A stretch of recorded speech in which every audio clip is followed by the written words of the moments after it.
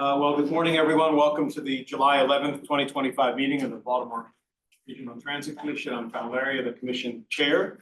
It's good to see everybody here. I know summer is always a hard time, so I appreciate everybody making the time to be here and to participate. You should anticipate a hard stop no later than 12:30 for some schedule reasons, but I'm sure we can manage to fit it in. So looking forward to our usual very busy agenda. Before we start the meeting, I just wanted to acknowledge a new appointee, Veronica Macbeth, to my right. Veronica, as I'm sure everyone knows, is the relatively new Baltimore City Director of Transportation. She is not relatively new to Baltimore City or to the region or to the profession. So I'm just going to ask her to give just a couple moments of background so folks have some context. Veronica. Good morning, everybody. Veronica Macbeth. I am the new director for Baltimore City DOT. On Sunday, it'll be 6 months. And we know that things like this happen in dog years. So it's been great. I was just telling Celeste that I said I've filled my bingo card of crazy things already in this short time that I've been here. But yes, this is my second stint with the city. I was with the city just under 10 years ago as the Transit Bureau Chief. So beyond excited to be back with the city in this role as director. Prior to my time here, I worked in consulting in the city with Kittleson and Associates. I worked for the state of Maryland at MTA and MDOT. And then my last venture was at USDOT in the Biden-Harris administration as the Deputy Assistant Secretary for Transportation Policy under Secretary Pete Buttigieg. So my whole career has been in transportation. Besides my two kids, it's the third love of my life. So really excited to be back and looking forward to participating on the commission.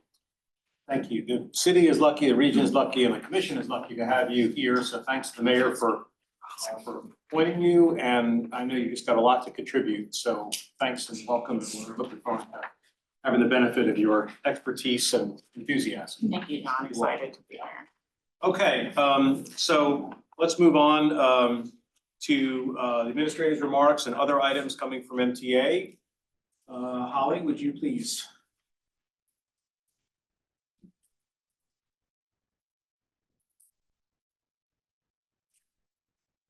Morning, everybody. Well, Dawn pulled up my presentation. I will say how much I do appreciate Director Macbeth being back. She's already been a really fantastic partner to MTA. Lots of early morning, late night calls. Can you help with this? Can you help with that on both sides? And so I just want to say how thrilled that I am that she's here. Good to be back with you again, Holly, too. Started our careers together. Yes. All right, so just some updates since the last time we met. There's always a lot going on at MTA. And so just want to share some of the highlights of some of the things that we've done over the past few months. So first we have reopened the Penn Camden shuttle for light rail. It was shut down for, yes, some cheers there. So it was shut down to assist with Amtrak platform work almost 5 years ago, and it has been shut down since then. It's one of the things that I always heard a lot about is like that connectivity needs to be there. It is only 2 blocks to Mount Royal, but for folks with mobility issues, and it just makes it a lot easier to have that connected system. So we were able to bring that back in coordination with our summer service change. A lot of really positive feedback on that. Ridership is starting to pick back up and our operators love it. So win-win-win. We're really excited that that is back. We also, our service changes are continuing. We did our summer service change that began June 15th. Primarily for that, it was just removing a lot of the school service that we do provide and having our summer schedules has gone fairly smooth. Our OTP was on the rise, and then the fire downtown has kind of hurt us the past few days, but we're hopeful that those repairs will be made soon and our OTP can kind of get back up where it needs to be. We also held public hearings for the fall service changes, which will go into effect August 24th, the day before school starts, 25th. And so got some comments on those, and we're looking at finalizing and putting those schedules out later this summer. On the fare side, so we did, as part of our fall service change, we also made some proposals to change our fare tariff. Mostly to simplify. We're going from a 70+ page fare tariff down to a 15-page fare tariff. So trying to make it easier to understand, easier to use. and just really simplifying more than anything else. We're also, so what we propose there, and it would be effective the end of this month, is that children 12 and under would ride for free. That Baltimore City public school students would be able to ride anytime instead of I think it's 5 to 8 a.m. or the afternoon time, so anytime as long as they use their school issued passes.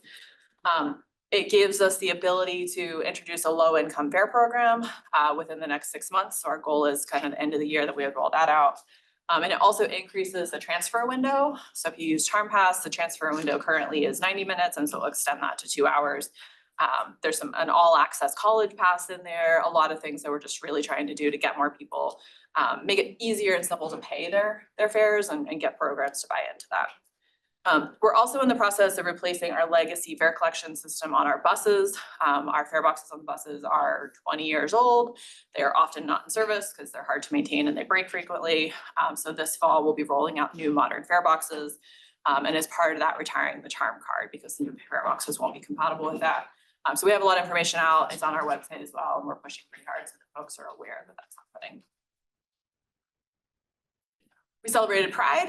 We also supported World Pride in DC. We ran some extra Mark service that week. The train crew all wore the Mark Pride shirts and got a lot of really positive feedback there. MTA's team participated again for the 3rd year in a row, and a lot of really good feedback as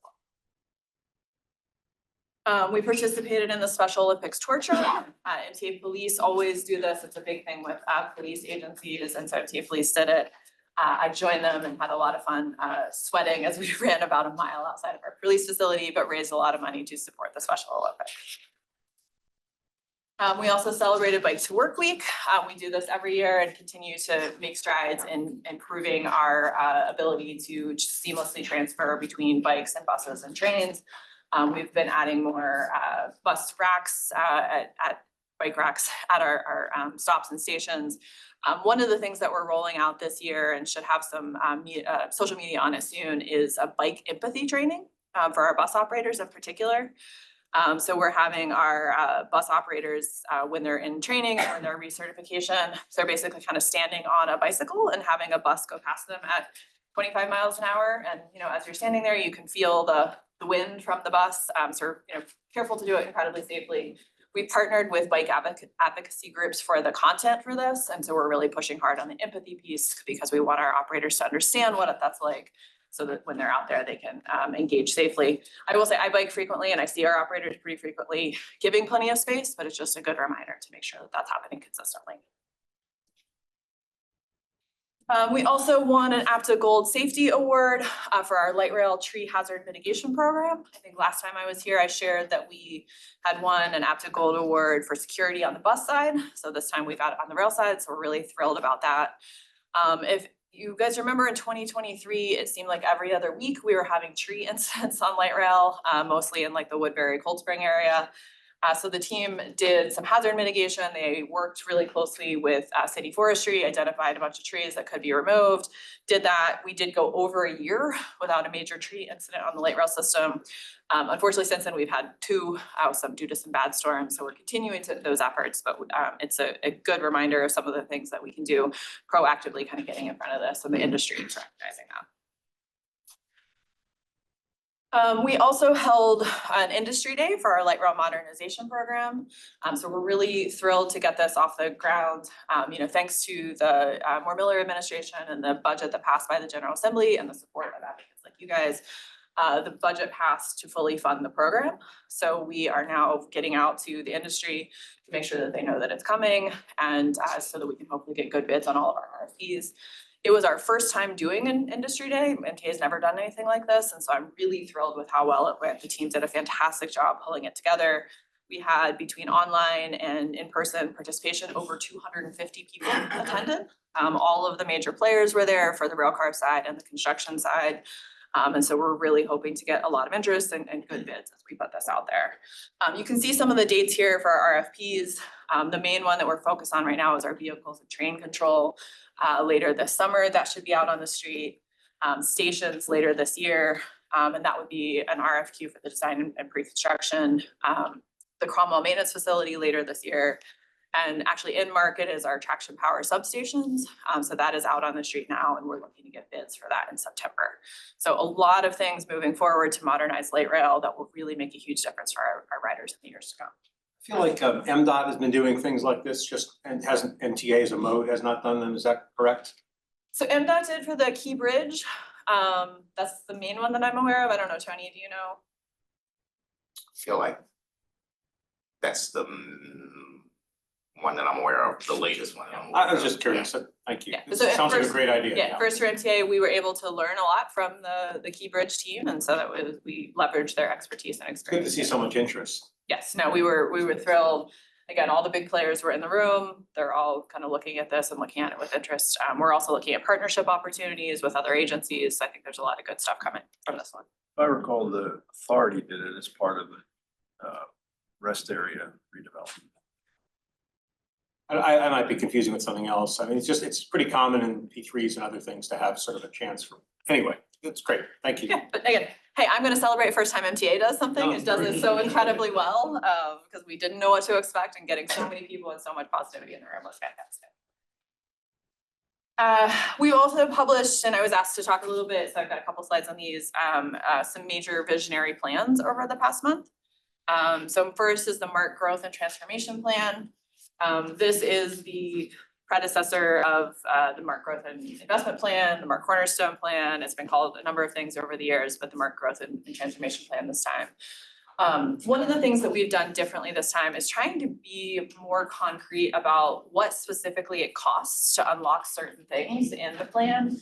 And also like what a 5-year scenario would look like, a 15-year, and then unconstrained in terms of like dollars associated with those. So each of those has a baseline of, what's funded, what we can do, and then if you add additional funding, what those dollars unlock. And so we're being more clear about what that looks like. It does look at, strategies for MARC, kind of transferring it from a commuter rail system into a regional rail system that runs more frequently, looking more all-day service. We do see, based on, travel patterns and ridership demand, there's a lot more opportunity for off-peak service, evening service, weekend service. We see those huge opportunities for growth. And that's really what this plan is kind of outlining, as you can see in there, some of the additional service we'd be looking at. It includes our critical infrastructure needs, long-term service objective, and then obviously we're going to be looking at available federal funding opportunities to help us to fund some of this. In terms of future service, I really hit this already, but what we've heard consistently time and time again from riders and non-riders is they want more frequency on weekends, more frequency overall, some desire for new destinations, and then extended weekday hours. And so that's really what you see in the plan. I'll also note, the entire plan, it's big, it's fast, there's a lot in there, but there's a lot of little things that we're doing right now to help advance that. In August, we're gonna be taking to the Board of Public Works for approval, storage tracks at Martin State.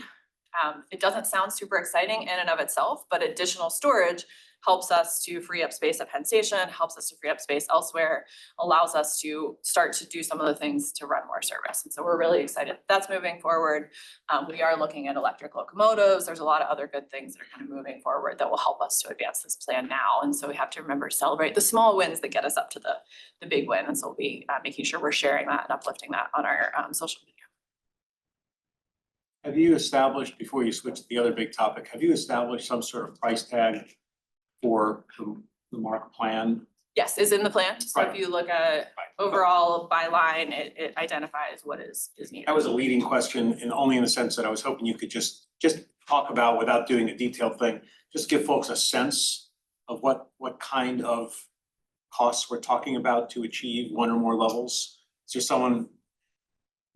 I say, yeah, billions of dollars. I think 6 billion overall is what we're looking at in that range. Yeah, but it varies. Unfunded. Yes, so portions are funded, and we've identified in there specifically a lot of the baseline stuff, which is primarily funded. It's kind of the above and beyond that is not, and it is very clear in the plan what the needs are for the specific things and kind of what we anticipate that it would. Yeah, I think it's, I have read it. I would encourage everybody, if you haven't, to read it. The plan is fairly beefy, but the appendices are even beefier, and you can go as deep as you want. But I thought it was an excellent overview of the MARC system, the priorities. It's a really, really well done. And I think, and I mean, I guess I feel similarly about the Be More Bus, which we'll talk about. So maybe I'll just wait until you talk about Be More Bus and then make some general comments about both. Sure. But I really encourage commissioners, if you haven't had a chance, to please look at the plan at least in some detail, and to the extent that something grabs your attention and you want to dig into the appendices and exhibits that back it up. There's in the white booklets that are on the table, there are copies of In these the, binders. of the Be More Bus and But the. it's not for every, it's not, just, I didn't print one for everybody because it's long. Yeah. So, and I don't know if you want all that paper, but if you Yeah. need it, let me know and I can get you a hard copy. yeah, we'd be happy to do that, or either way. And I would encourage, I think in both the, yes, it's kind of in the weeds, a little wonky in some cases, but the executive summaries for both are pretty straightforward, easy to understand, and so please take a look at that. Again, I think one of the things that I'm most proud of for these plans that we've done differently is outlining specifically, these are the things that unlock different levels of service, right? Like, we don't just want to say fourth track the entire Penn line, right? Like, because that's not one project, there's lots of different projects that go in it. And so we're really more specific about this project unlocks this level of service and what the investment is for those things.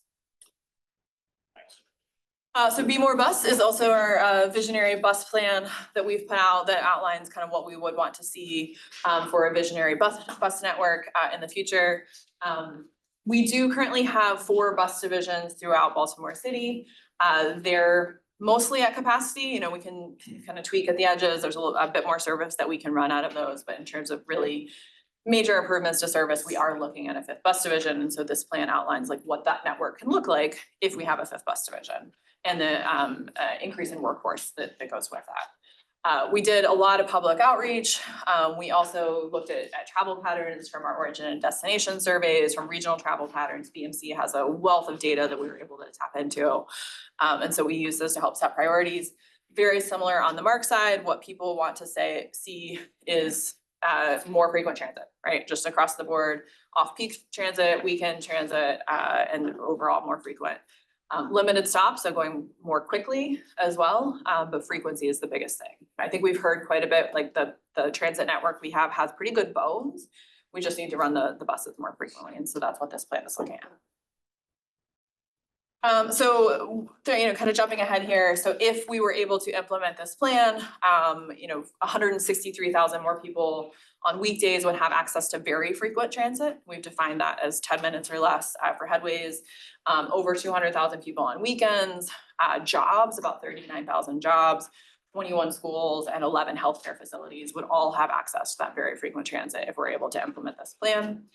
And you can see the breakdown down below. Again, the majority of the plan is looking at how we can improve frequency during weekdays, overnight, and on weekends, because that is really what our riders are looking to see. And that makes the biggest difference in terms of being able to get around, right? When you have a bus that comes every 10 minutes, you're not looking at the schedule in the same way that you are when your bus is coming every 30 minutes or every hour.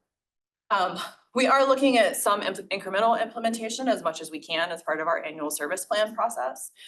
You'll see some of the things in this fall service change that came from Be More Bus. So we've got increased weekend frequency on the Navy, increased weekend frequency on the 28. We're trying as we can with additional resources. And again, thank you to Governor Moore and the General Assembly. We were able to get 42 additional operator pins in this budget, which allows us to increase service by about 2%.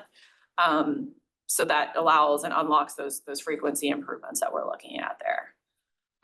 Again, it includes those frequency changes, route extensions and destinations to key hubs, new service to Eastern Baltimore County, and some new quick link routes that we'd be looking to introduce.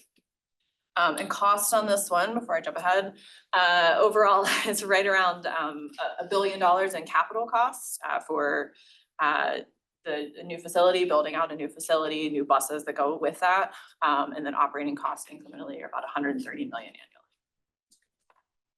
So I have a narrow question first, then I'll just say something more broadly, and then have an opportunity for questions and comments from the commission. The very narrow question is, in both MARC and Be More Bus, you've identified frequency of services, the highest priority, followed by expansion of routes, et cetera. I'm just curious, from a professional sort of perspective, is that like, I don't know how to ask this exactly, but is that because the people who are using the system already have more to say about it, And therefore, if you ask them what they want, the thing they want most, because it is more frequency. Like, I'm there, I'm taking it, it gets me where I want to go perhaps, but it would be nice if the headways were shorter. As opposed to, it takes sort of a different perspective to say, I wish there were a route that got me from here to there, as opposed to, I'm on this route, but it just doesn't come often enough.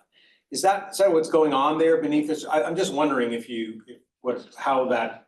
how professional transportation planners see that dichotomy. I mean, riders and non-riders both consistently rank frequency as the highest, and we Right. did ask them to prioritize. We asked folks if they are riding.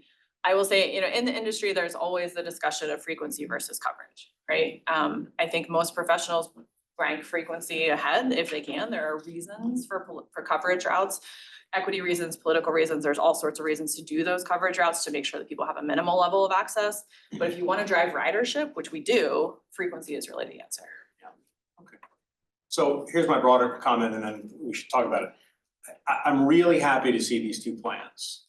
I think we've been asking for a while, not that you were doing them, they're in the works, you're not doing them because but I think this commission has been saying, what's the ambition? What's the ambition? What's the ambition? What are we trying to get to? And in Be More Bus, I think you've done an excellent job of explaining what we could do. And again, I sent it out to the commission, hoping everybody would have a chance to take a look at it. And the same thing for Mark. And so it's not only, it's the what, and then it's how much does it cost?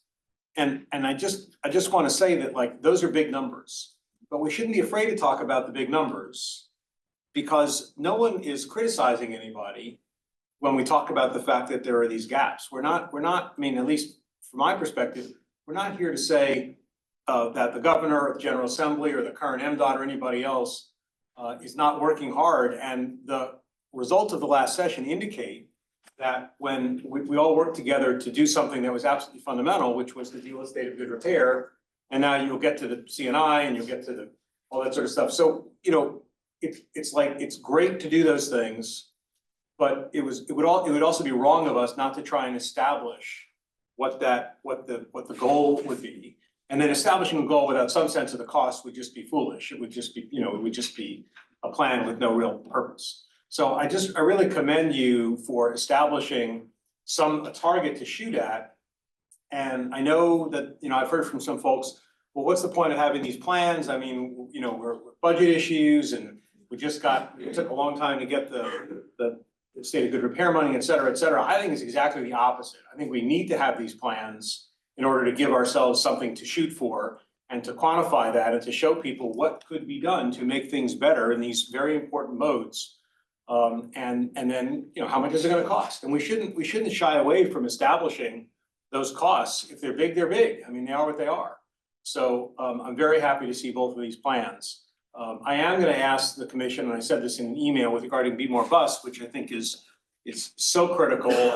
You'll say in one of the, I can't remember, I think it's in Be More Bus, the percentage of ridership, MTA ridership that's on the bus is 6, I can't remember the number, on core bus, 67, 70, it was a big number. That's the percentage of your ridership on. Total ridership is about 80%. 80%, so far, so particularly investing for our core service area, which is the mission of this commission. The bus system desperately needs investment. Light rail needs to expand surely, but it's hard to feel bad about a situation where we've gotten resources from the governor and the General Assembly to completely overhaul the light rail system. I think frankly, the bus system lags behind in terms of attention and investment, and yet it is 80% of the ridership, and it's the sort of meat and potatoes of the system. So what I wanted to do, and I'd like the discussion to have some discussion about this, I'd like this commission to formally endorse the Be More Bus plan.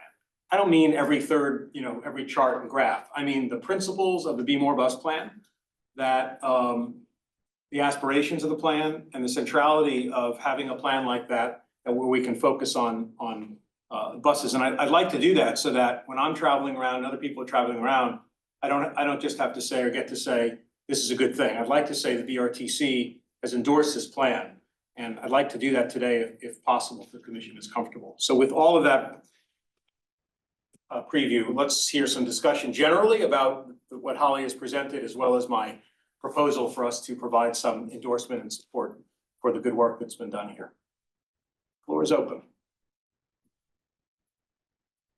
Mr. Chair. Yes, Holly, I'm curious, I heard the number, I think 6 billion on that window. As you think about where we find ourselves in this current state, are you thinking about are there sequencing things that can be done? And can you talk a little bit about the chunking out and what could be done, you know, next year or two or so? And some things that is maybe longer term, just because of where we find ourselves, both locally and federally. Yeah, so and I think, so it was about 6 billion-ish for the MARC growth and transformation, Be More Bus, the 5th bus division and capital is about $1 billion, so a little bit less. And the other thing I'll note is, you know, we don't need $1 billion all at one time, right? Like we do have funding for right-of-way acquisition, so we're, you know, moving forward with that now, looking for sites, like that is in the budget and we're excited about that and thankful for that. Then you can fund design, right? Like you can kind of incrementally get towards this and we're not gonna spend $1 billion in 1 year. It's, you know, over a 3-year period plus, you know, purchasing buses. So it does take some time to get there. The other thing in the Be More bus plan that we've identified beyond the 5th bus division is some opportunities to do some micro transit and some regional transit that we think could happen sooner.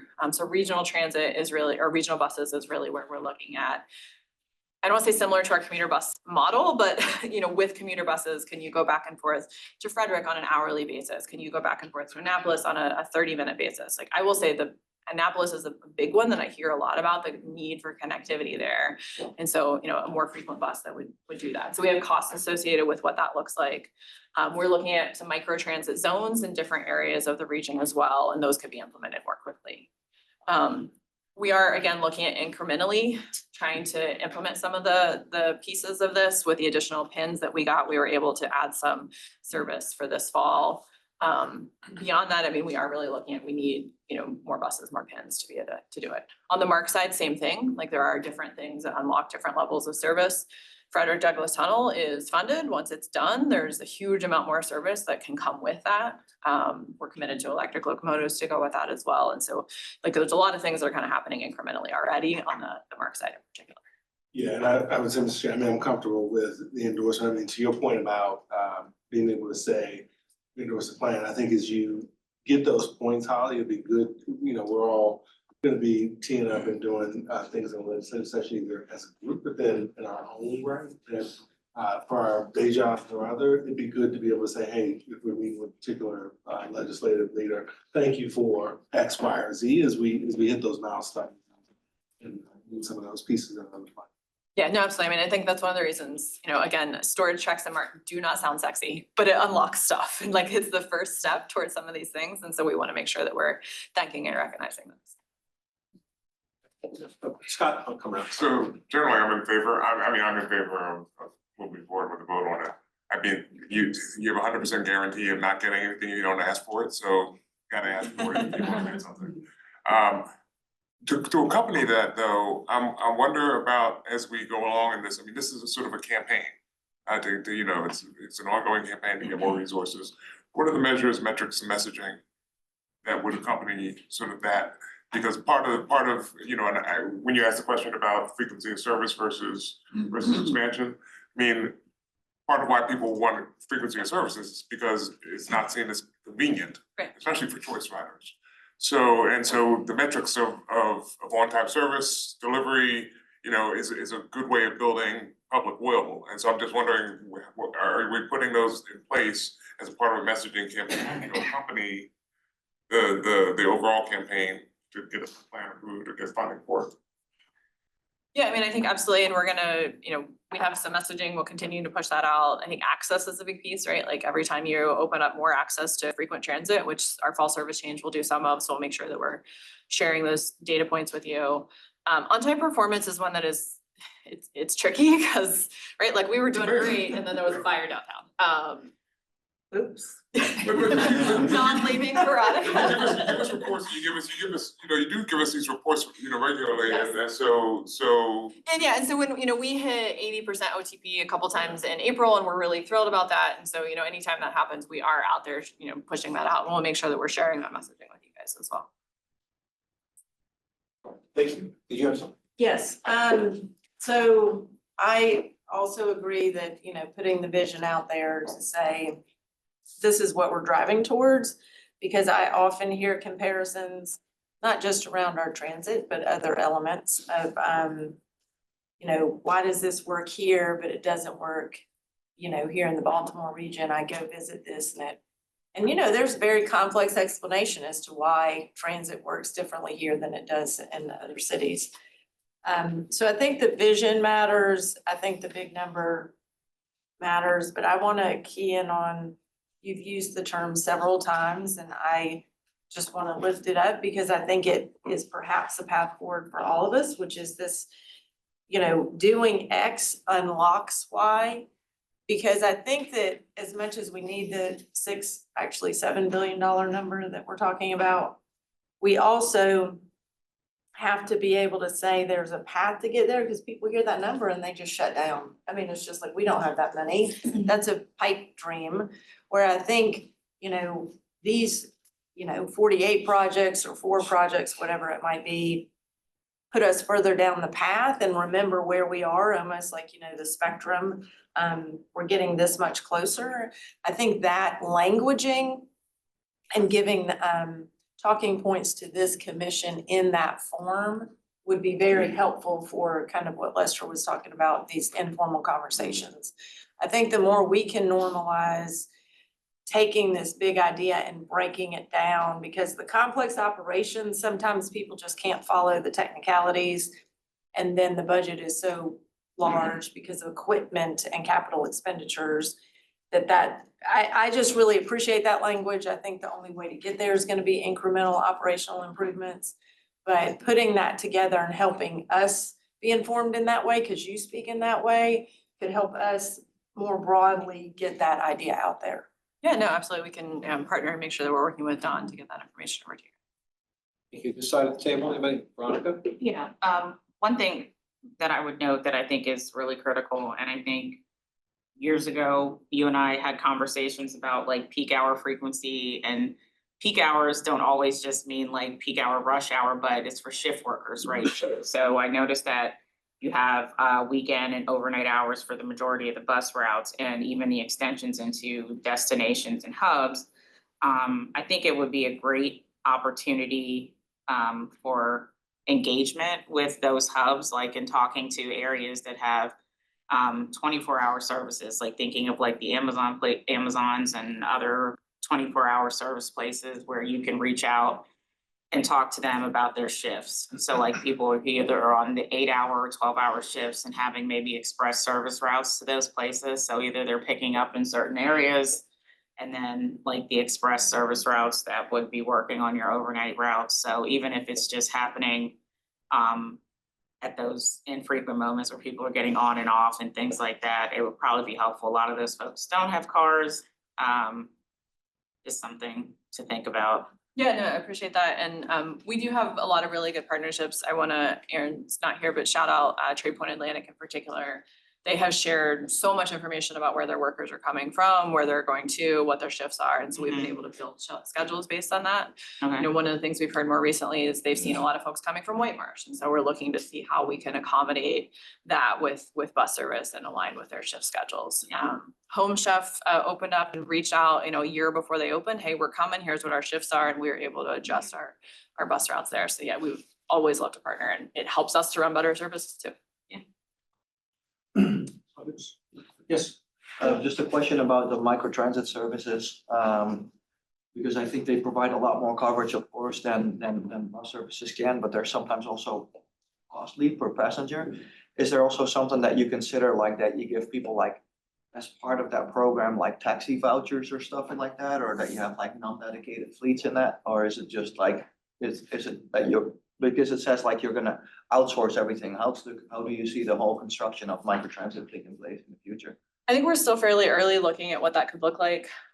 We did an RFP for microtransit 4 years ago, right before the pandemic, 5 years ago. Pandemic happened, we canceled it. So we got some good information and insight there. I know the industry continues to change. And so we're having conversations and looking at what that might look like. So I don't think we've decided. I think we're looking at different options. We're mostly looking at areas, I think Bel Edison is a good example. We run the 57 in a circle that like basically takes people from where they live to the couple of the grocery stores there. it has decent ridership, but not a ton, and we think that there's ways to do that more efficiently that would be better for our riders and would free up that bus to do other things. And so we think there's some good opportunities. Yeah, Marcus. Yeah, I can definitely endorse this plan. I think it's a really great one. It was interesting to see frequency over coverage. For, you know, the frequency is already there. You have established riders, and anything better than 30 minutes is really, really good. The other building that will come kind of coverage, trying to know from a transportation planning perspective, how to go about that to increase those areas that we're not actually covering. Question, only thing I have here with this plan, what happens if you're not able to get all the money in maybe that fifth facility? Building out, improving the other four, or what would, how would that look? Could it still support what you're trying to do here?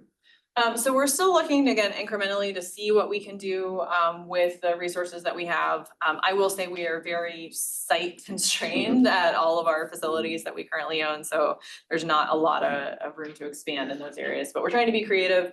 You know, I want to give our service development team a huge shout out with some of the work that they've done trying to get more efficiency out of our schedule and use the same resources for more.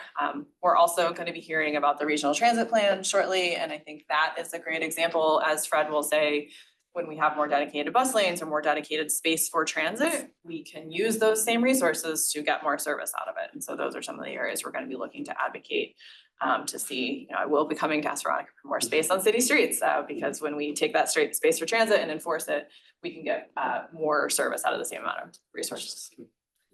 Is there a site or a zone identified for the fifth bus division, even if you can't? Yeah, we've looked at a few sites on the eastern side of town. So we have our eastern bus facility kind of in southeast. I mean, where we're located now, eastern is in southeast, northwest is in northwest, Bush is in southwest, and Kirk is kind of in the middle of the city. We do have a bit of a gap in the kind of northeast side, and so that's an area where we would be targeting just because it would help us to fill some of those gaps. Is it publicly owned land or privately owned land that you're focused on by and large? We're open and we're looking right now. Okay, any other questions or comments? I'll take a motion for the commission to endorse the intent and the principles of this plan so that we can all work together. We'll come up with a proper written statement of endorsement that you all can refer to, that we can use as we in our travels. But I would really appreciate if we would get behind it and thank you for the hard work. Is there a motion to that effect? So move second. Okay, any further discussion? If not, all in favor, aye. Aye. Opposed, nay. Thank you very much. Appreciate it. Okay, so we will hear more about that, but I mean, I think it's important for us to sort of signal to the larger community how important that is, and I think this action starts us down that path, so thanks. Go put that out. Back to you. Yeah, just one more slide. Wanted to highlight, again, one of the things that we're trying to be more public about, and I get regular updates from our police chief, and they do a really fantastic job. So wanted to celebrate some of the work that they're doing. So, you know, looking over the past 10 years, violent crime on our system is down 56% over the past 10 years, which is really fantastic and something to celebrate. Our calls for service are down 6% year over year. And that means that people aren't seeing things as much, right? So like they're not calling as frequently. We've done a real push this year on Metro, just making sure that we're focusing on kind of quality of life issues and that people feel safe here in our Metro system. And that extra effort really is paying off. We're seeing Part 1 crime down 52% year to date. And so our team is going to continue to lean in there. We have both, so we have officers, you know, both plainclothes and regular who are regularly looking at the system there. Again, I also want to shout out the team for the work that they do to catch people who do commit crimes on our system. That's one of the things that we're really proud of is if you do it, you're going to get caught. So maybe just don't even think about doing it. So our year-to-date Part 1 clearance rate is 71%, and our robbery clearance rate is 94%. So our team really does a fantastic job of making sure that they're catching people who are doing the things they shouldn't on our system. We're also going to be launching a code of conduct for our riders soon. So we're targeting kind of August timeframe. We are doing this, we've been working on it for a while, and then there was legislation this past session to also allow for banning, so we're kind of working that into it. So the code of conduct will outline how we expect our riders to behave on the system, and then if they do certain behaviors, we have the ability to ban them. So that will be in effect by October 1st, and so we're working on that in coordination with our union partners. So we're really excited to kind of get that out there and be more clear about what our expectations are for folks on the system. We're also working, there's a procurement, so I can't really talk too much about it, but an app that would allow us to report security issues while riding. So that way you're not like obviously on the phone with the police, which people don't always feel safe about, but they would be able to use the app to report things in real time. It would know what bus people are on and be able to help our police to target things more efficiently. Question about that. Is that gonna be a separate app or is that gonna be part of the transit app, for example? Separate app is what we're looking at right now. A lot of agencies around the country have apps. So Omada has, was it CSA, I think is theirs, is DART. There's a bunch of different folks who have an app, and so we're looking at similar to that. I would love to just have one app and have everything wrapped together, but I think right now our focus is just like getting it launched, and then we can look at kind of coordinating later on. Questions on? That's all I got. Any remaining questions? You're gonna transition to other presentations on the agenda, is that correct? Yeah, so we're actually gonna transition. We're changing it slightly. So Kate is gonna present on the capital needs inventory, and then I'll come back up and talk about our budget request. Let me just say something that's sort of off topic. I meant to do it at the beginning and I apologize. People have no doubt seen that Secretary Wiedefeld has announced his retirement. It's a loss to the state, as I think everybody knows, but well deserved for Secretary Wiedefeld, who spent a lifetime doing everything one can do in the world of transportation. Obviously, the Deputy Secretary Biddle has been named the acting. There's a search, as you know, Lieutenant Governor, who is a subject matter expert in the area, is chairing. All that sounds very positive. So we'll wait and hope, hope and expect that there'll be a good outcome. I'm only raising it to say that I will, on behalf of the commission, in some formal way, extend our thanks and appreciation. It will not be the only letter that Paul Wiedefeld receives thanking him, but I thought it would be appropriate for the commission to do that. So on behalf of the commission, and you'll get copies of it, I just want to say something to thank him for his many years of work and extraordinary effort. So we'll be doing that, and obviously we'll all be watching to see how the governor and lieutenant governor proceed with respect to succession, which would be hard, big shoes to fill, but we have a lot of talented people and it's a great system. So anyway, sorry, I meant to do that at the beginning. Okay, so say Kate is gonna. Yep.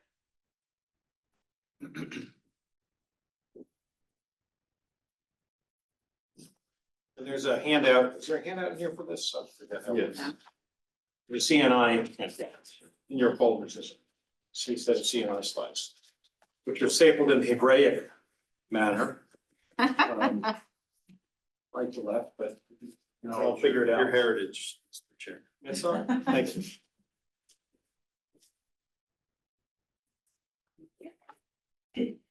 Good morning. I'm Kate Sylvester, MTA Deputy Administrator and Chief Program Delivery Officer. So while we are setting out the vision for what transit could be, we are really focused on state of good repair for what our transit system is and can be with the resources and the assets we have today.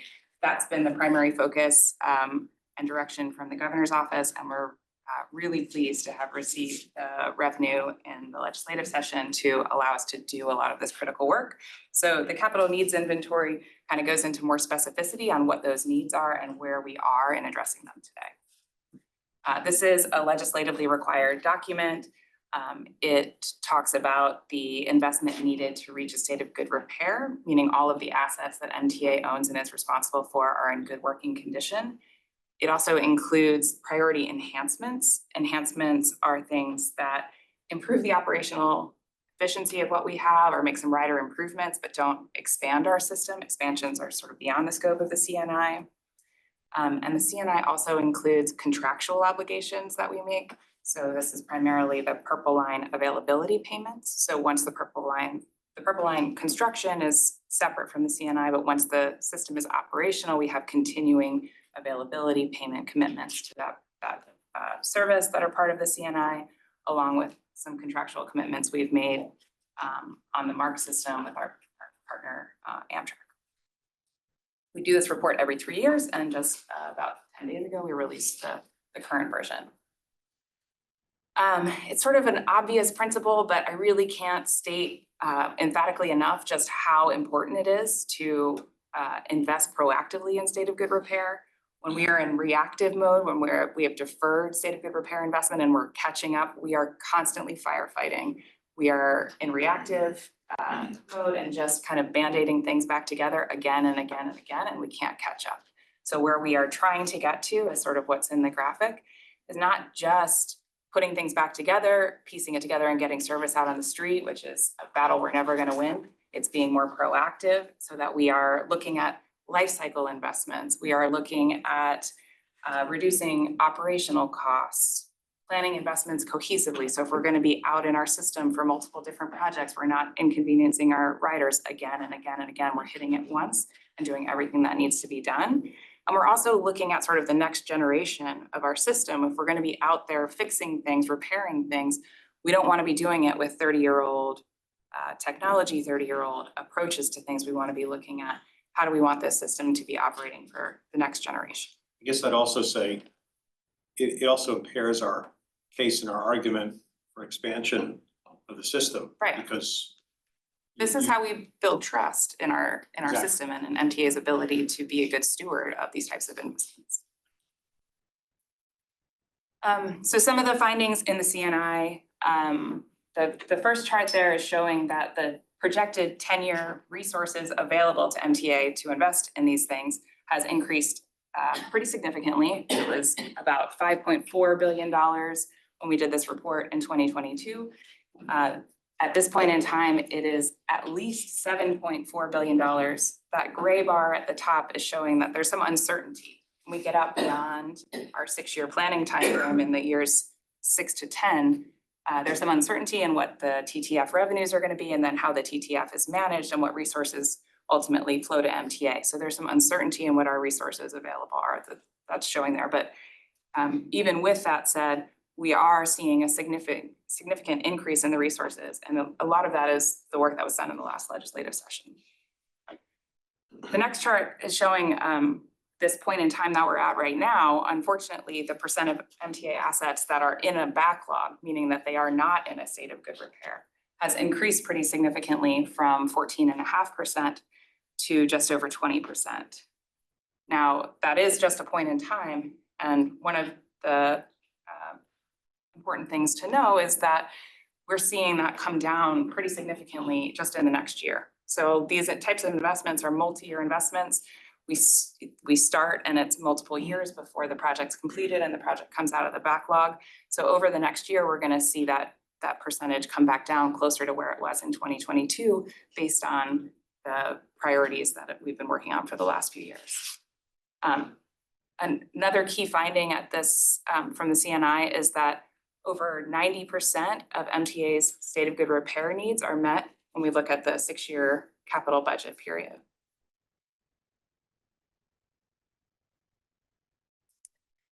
The total capital needs for MTA over the 10-year period in the report is $9.9 billion. That includes all the things I talked about, state of good repair, enhancement, and contractual commitments.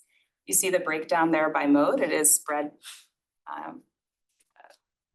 maybe fairly evenly across a number of our modes. When we look specifically at the Baltimore core services, so our core bus, mobility, metro, and light rail, that accounts for a little bit over $6 billion of that total $9.9 billion.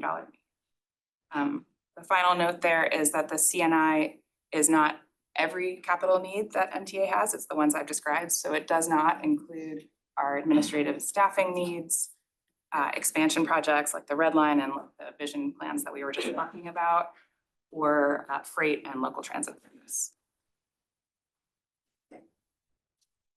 So diving in a little bit more specifically, again, in the 6-year program, which is our CTP period, over 90% of MTA's state of good repair needs are funded. This chart here, the gray is our state of good repair. That's the largest component here. Other things that I've described are in the pink and the red is the MARC Northeast Corridor commitments to the Amtrak project. So that's Frederick Douglass Tunnel, Susquehanna River Rail Bridge, those, and there's some smaller projects there. And then the Purple Line availability payments, where we've made commitments to those that we'll be paying for each year. The sort of teal blue is modernization. This is really a component of state of good repair. When we boil the numbers down, it's really just a part of state of good repair, but it's basically when we go out and actually start to do these projects, we find that you can't just replace in kind. A lot of the things that we built 30+ years ago just aren't available or have become obsolete. So there is a sort of incremental cost associated with modernizing our system just when we practically go out to do this work. And then the yellow is the enhancement component, and prioritized enhancement needs to make operational improvements and customer facing improvements. Can I ask you two questions, if I may? I can't,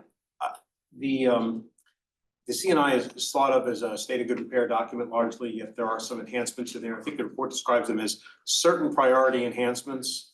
How do those enhancements creep into the C? Like what qualifies them to go into the CNI as opposed to any other enhancements that we might say, well, that's not CNI, that's, you know, vision and so on. Yeah.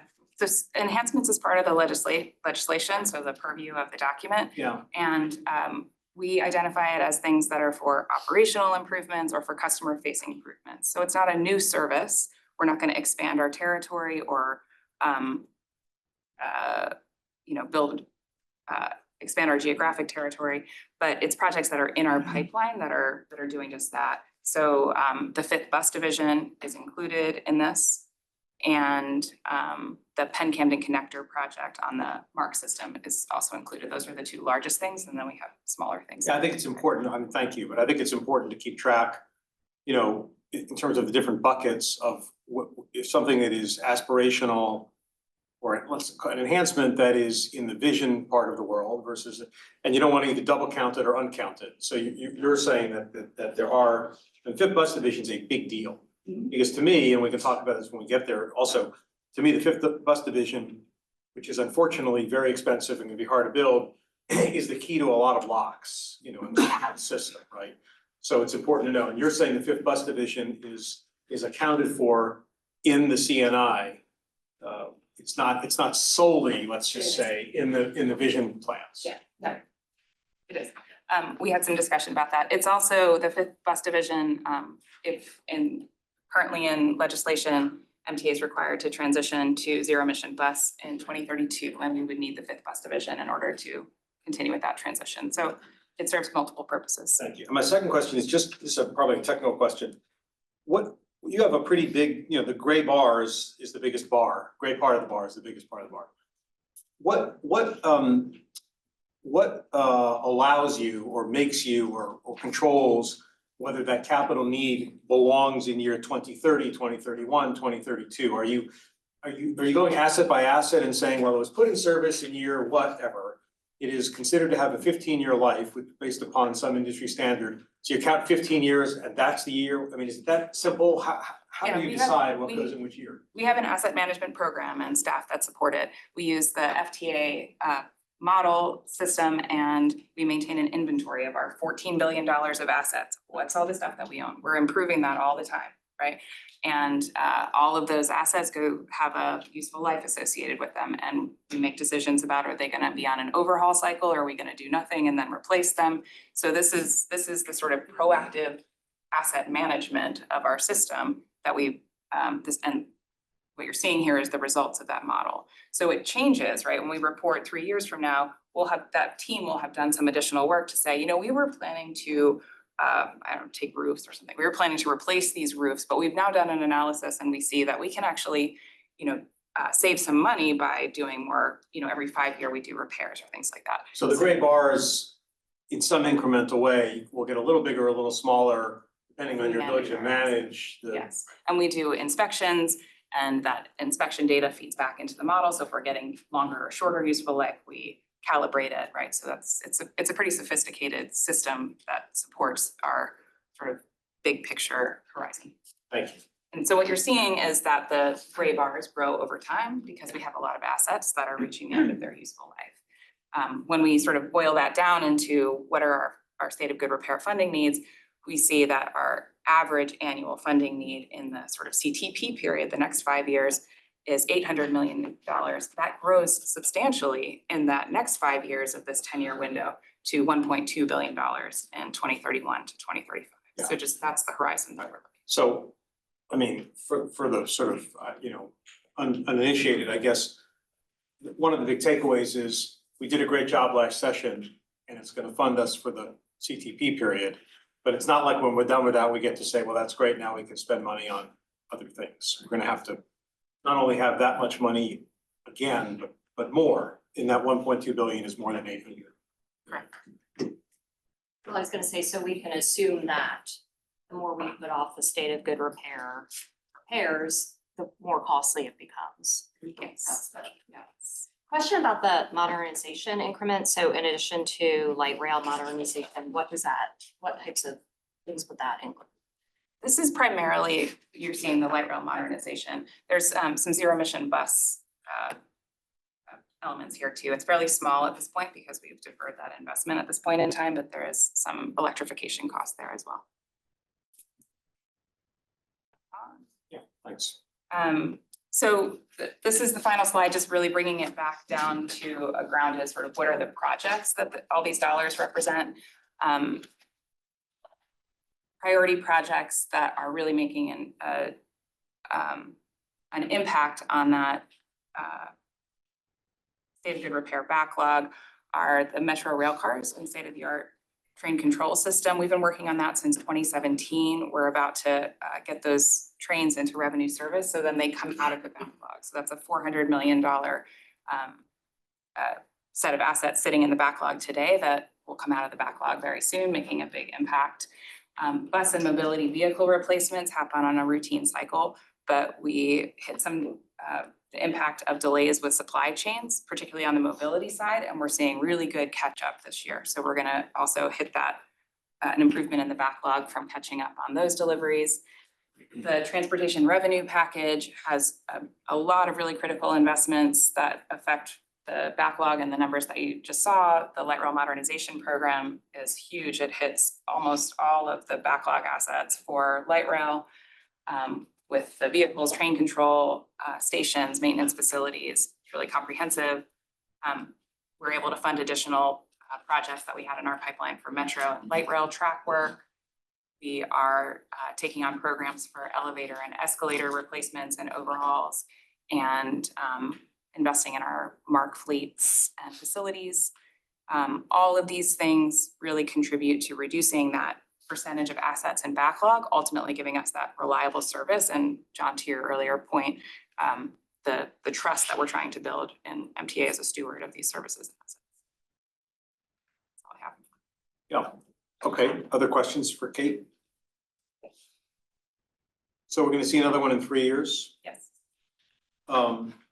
This commission came into being after the 2022, before the 2025, obviously. So now we're all living with a brand new CNI, which, you know, we're all here sort of seeing in real time. I would ask you all to think about what else you want to know about this capital needs inventory and the system's capital needs and the state of good repair. Because now that there's this kind of fresh, crisp information that's a snapshot now, I think it's a good time for us to make sure that we fully understand what the system needs.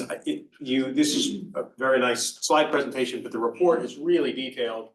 And I encourage you again to spend some time poking through it, highlighting things, asking questions, and letting us know, let Dawn know, let me know, however you want, if you have specific questions. Because again, what I want the commission to be, among other things, is as informed as possible to be an effective advocate, right? And the more we know, the better we understand this, and the better we vet any sort of open questions or whatever that people might ask about. So we're a little bit of a sort of focus group, like, do you mean this or do you mean that? Those kinds of questions. So I would encourage you to do that. If you have them now, of course, let's cover them. But if you don't, we're gonna live with this CNI for the next 3 years. And it's highly relevant to what we're trying to accomplish here. So with that in mind, are there any, yes, Lee? I just have a comment. We can report this out in the work group section, but Kate shared some of this information with us in the project and program delivery work group. And I think that I would like to posit to this commission and to you as chair that now that we have, as you said, this very fresh information, where this body could likely have an impact is the processes that all of this information goes into, namely procurement, because we're just gonna be a broken record on that, and I can wait till the work report out. But I think the key is this information and these estimates and the plan is as good as the ability to implement it effectively. And now we do have the asset of an actual budget allocation, which is fantastic. There's movement in these programs that we're gonna start taking stuff off the rolls. But the ability to keep operationalizing these estimates is the difference between service and not, which then ultimately is the ability to get riders on the system. So I think that's really the body, this body, where we can intersect. The details of the information matter, but it's really how can we influence the other processes around. So Glenn, and it sounds like you'll touch on that in your work. Thank you. Anybody else for Kate? Okay.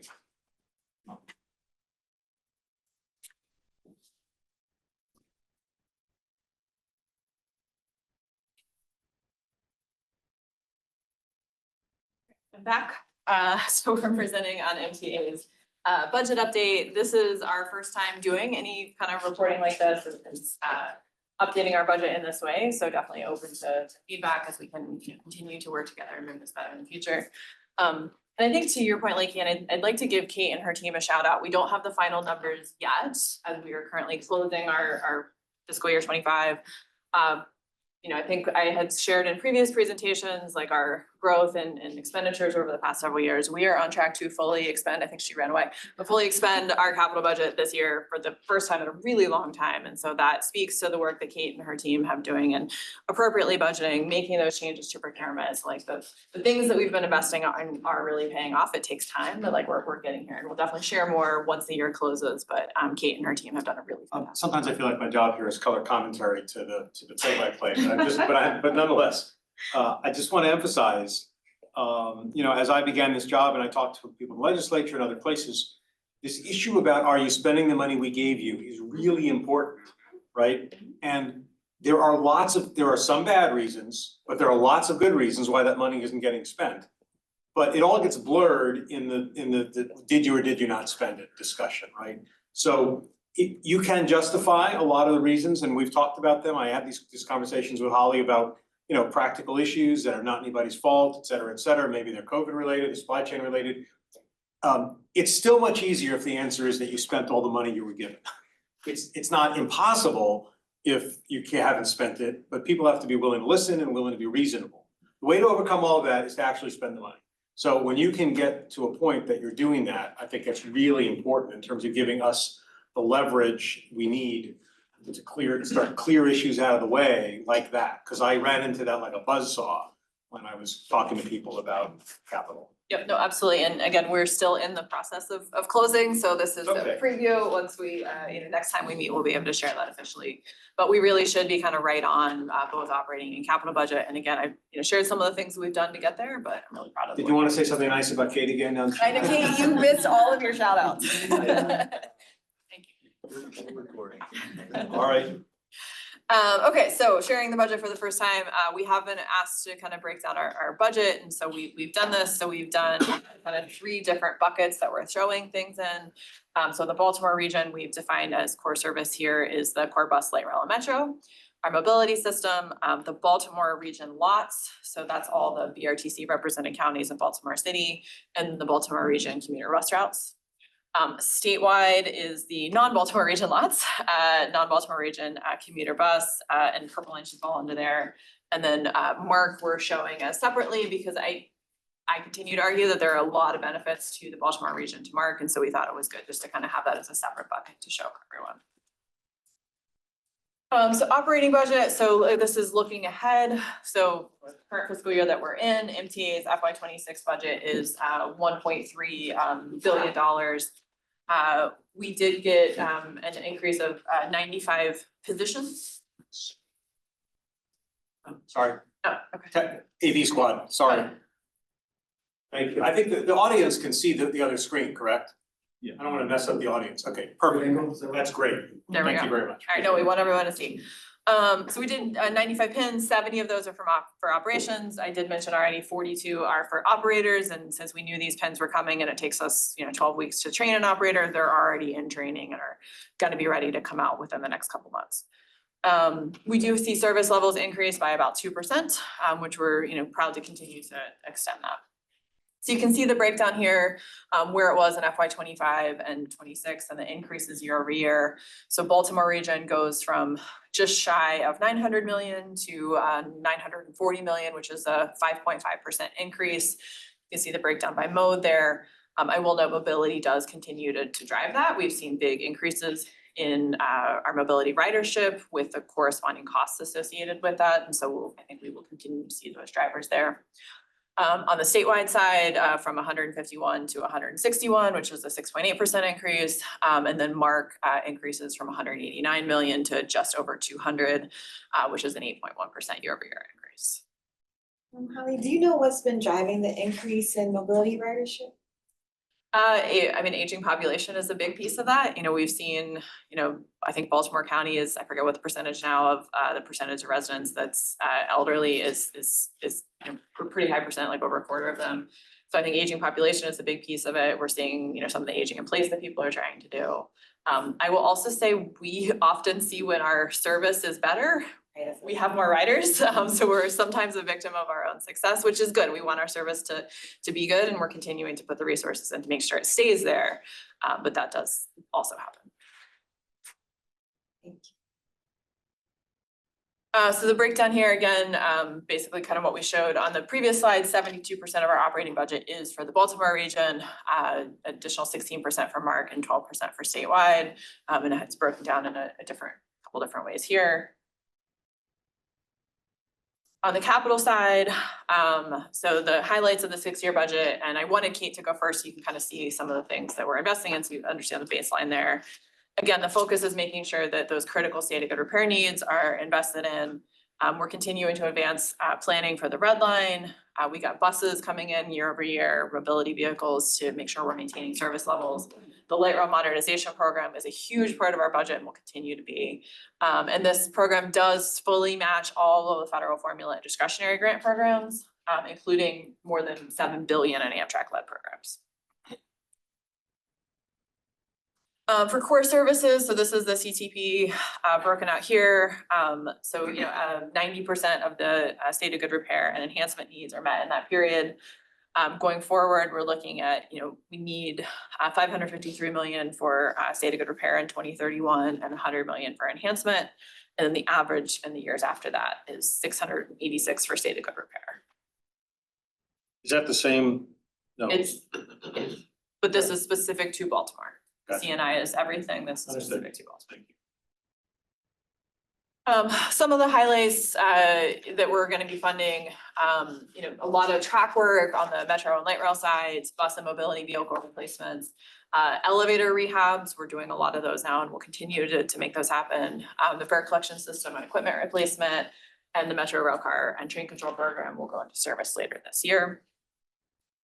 And some of our priorities for state of good repair on the core service side is making sure that we're continuing to fund those annual vehicle replacements. Like that really is critical to us. Missing a year of a bus buy has rippling effects that go on for a decade. Making sure we're focusing on our capital maintenance and annual state of good repair needs. Things like tunnel leaks, like we are constantly in the tunnels repairing leaks. And so making sure that we have the capacity to do that. Cleaning our power systems, doing repairs there, inspections and staff. And so you can see some of the next projects that are shown in the table to the right and what the need is in FY 31. So that's what we're looking for in the upcoming CTP.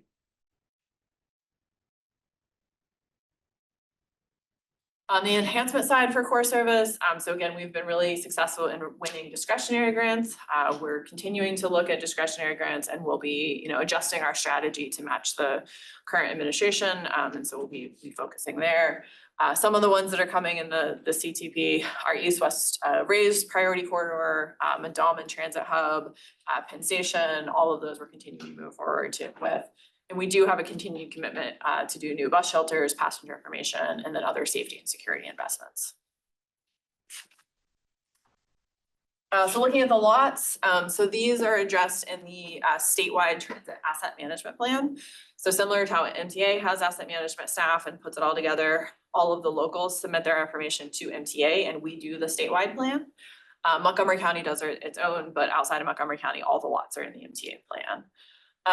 So we pulled out the Baltimore area lots and you can see their average need on the capital side is 12.9 million.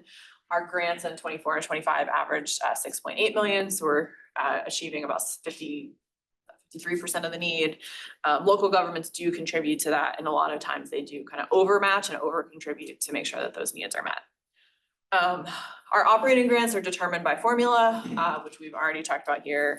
And I will say the operating grants grew from 10 million in FY24 to 16 million in FY25 with that new methodology. And we anticipate that'll continue to change based on the formula. You can see in the charts on the right what their needs are. Vehicles primarily is what is driving the needs on the lot side. So some of the priorities for the core service area, so again, making sure that we're maintaining our state of good repair while continuing to advance the vision to improve service. And our top areas beyond state of good repair are the Baltimore Red Line and implementation of Be More Bus. Holly, on your last item there, with the same slide. Go, can you, yeah, no, I'm sorry, you're right, the other slide, yeah. Just back to the 5th bus division again, would enable 2025, I mean, enable meaning it's necessary but not sufficient, meaning that you would have to then spend the money on the buses, right? It's just that you. So when I'm saying implementation of the full 5th bus, Be More Bus, right? So that would be the bus division, that would be the buses, all of that. And so it enables a 25% increase in core bus service resources. Maybe this is a separate conversation, but I mean, are we looking at I mean, I don't really know how you can apply P3 concepts to this, or whether a 5th bus division is P3able or whatever, but I guess I'm just wondering, you know, is there some way, if the bus division continues to come up as the key to the locks, is there something we can do to expedite the 5th bus division other than asking for $700 million, which is what you've assessed? Are we looking at other means of funding it? I mean, are there other means of funding such a thing? So there is a process at MDOT to look at potential for P3s. We have kind of talked with them and run possibility of a Eastern and 5th bus division through this, and the problem with like a P3 is you need a funding source to come in on the end of it. And that's the issue, is there's no funding source that comes in on the back end. So really you'd just be paying for kind of expensive financing. I know. Yeah.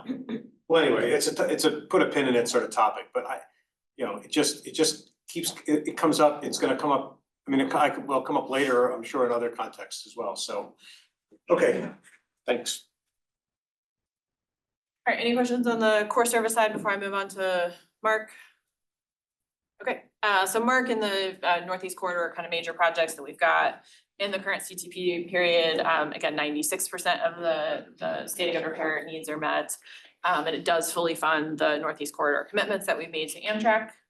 In the year that's coming into the CTP, we're looking at 54 million to maintain those commitments to Amtrak, 96 million for state of good repair, and 100 million for enhancements. Some of the major projects here, vehicle overhauls and replacements, the PREA contribution that we make to Amtrak and the CSX Joint Benefit Program, Frederick Douglass Tunnel, Mark Station and platform repairs are ongoing needs, and then upgrades at the Riverside facility. Some of the enhancements ones that we're looking at that are in the planning and design phase. So the big one is the ADA improvements for the Martin State Airport Station. This is an accessibility issue. It's also a safety issue. Martin State is the only area where it's an at-grade crossing on the Northeast Corridor, which terrifies me each and every day. And so we're looking to see, we do have a grant to help us kind of fund the design there, and then looking to fully fund the construction for a new platform in that area. Pin Camden Connector, which is a huge key to unlocking additional service in the Mark Growth and Transformation Plan, because it kind of frees up some of our ability for additional storage and maintenance where we had issues and constraints associated with Amtrak. Baby Mark Station and ADA improvements for College Park Mark Station, which we also do have a grant for, and would help with the connections to the Purple Line. So making those seamless connections between the Baltimore area Mark and Purple Line would be really key there. We're also continuing bike and mark enhancements and improved passenger system and recreation systems. Future priorities for Mark are primarily the Penn Camden connector as the main one. It does open up a ton of opportunities for us associated with the Mark Earth Transformation Plan, allowing for, and could long-term allow for Penn Line trains to terminate at Camden. So some of the complaints that we get about like, hey, why can't I go to an Orioles game? If we were able to get the Penn Camden connector, we could do that. It really mostly though helps us with maintenance efficiency by avoiding a turnaround at Union, because right now, anytime we want to take things in for maintenance, we have to go down to Union. So there's just a lot of kind of back and forth that happens there. And so this opens up Riverside and that area for maintenance. Other things from the growth and transformation plan, we want to look at expanding our core service to include Martin State. So then you can do kind of better back and forth connections. West Baltimore and Martin State opens up a lot for residents in the Baltimore region. Midday and weekend Camden Line bus service when Mark is not operating. So again, some of those, there's a lot of need and desire for additional service on the Camden Line. We have CSX that we're working with there. And so a bus service would allow us to provide that service while avoiding some of the constraints associated with CSX. Looking at potentially opening up a Mark bus train, kind of connection between Hagerstown and Monocacy. So again, some of that desire for expansion being served initially by a bus to establish ridership and establish service, and then potentially look at trains later.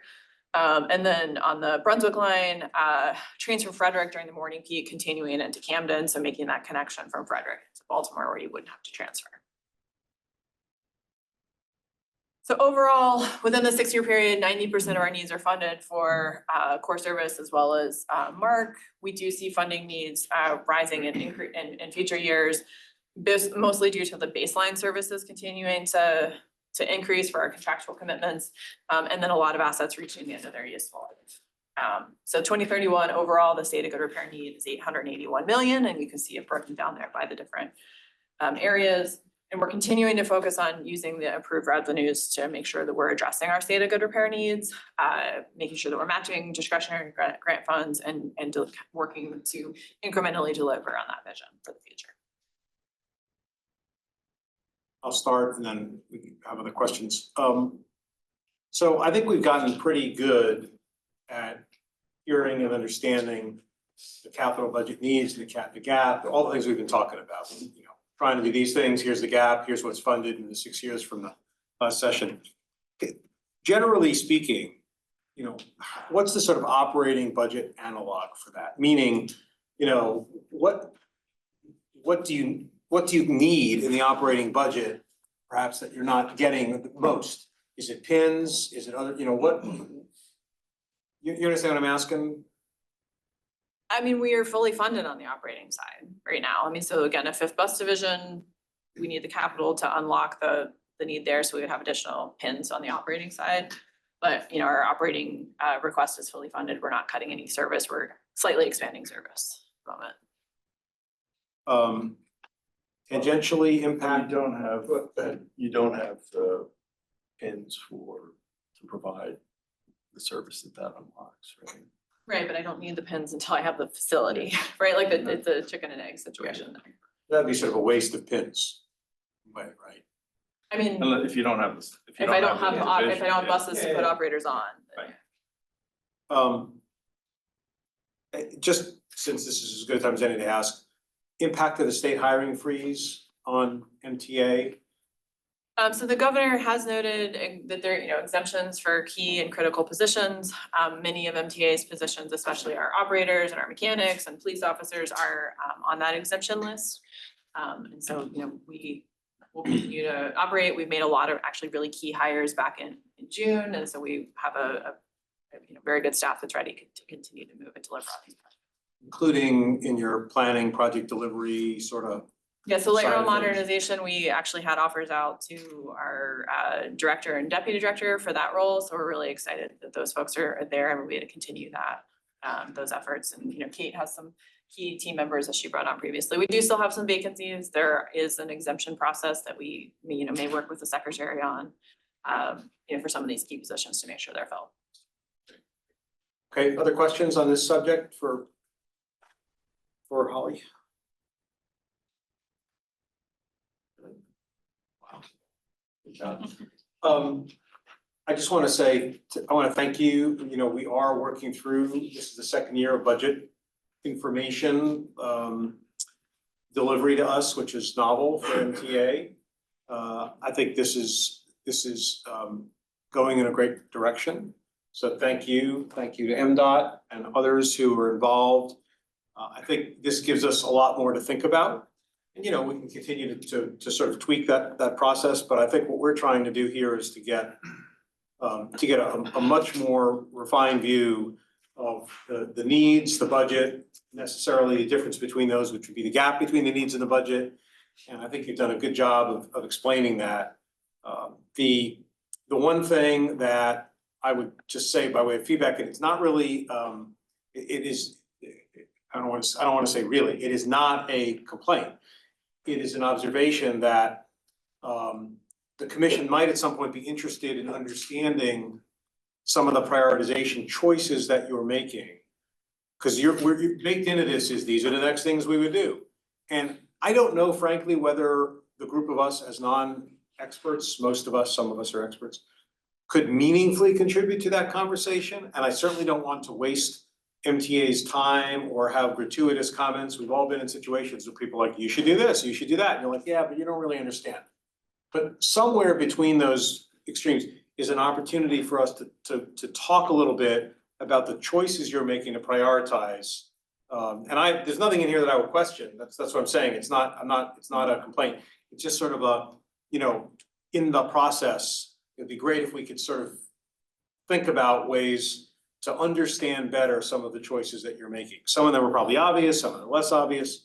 So let's just think about that as we go through the, you know, this building this process. Does that make sense? Yeah, no, we're happy to have that, and we can also, I think we presented on our asset management program and some of the prioritization that's built into that. Yeah. So we can send that out again as well so that folks can see. I mean, it's primarily the same, right? Like we were focusing on ridership, we're focusing on increasing service as much as we can to the prioritization is fairly similar, so we can send that out again as well. I mean, there's a really oversimplified version of this. If I gave you $1 million, what would you do with it? You know, and one person's view of that might be very different. And also, you know, if you're not inside the tent fully, you don't necessarily understand that well, it seems like this would be a good thing to do, but you don't understand it has this ripple effect on that, you know, so, and you do this all the time. So at some point, we should figure out how to talk about that a little more, you know. So I think, Mr. Chair, you got to specifically where I was gonna go, and I was gonna suggest either, we got these work groups that are coming up, and I know you guys do a lot of this work with community groups where you'll do that kind of exercise that the chair was just talking about. It may be good for members of this commission to go through some of that where, you know, you can say you got a pile of money and you've got, put yourself in the position of having to make the case or make some of those funding decisions. It may just be a good education tool that you may want to explore in the fall or early next year. Thank you very much. Other last chance questions for Holly on this? Okay, thanks. Okay. Fred? Yes? Yes.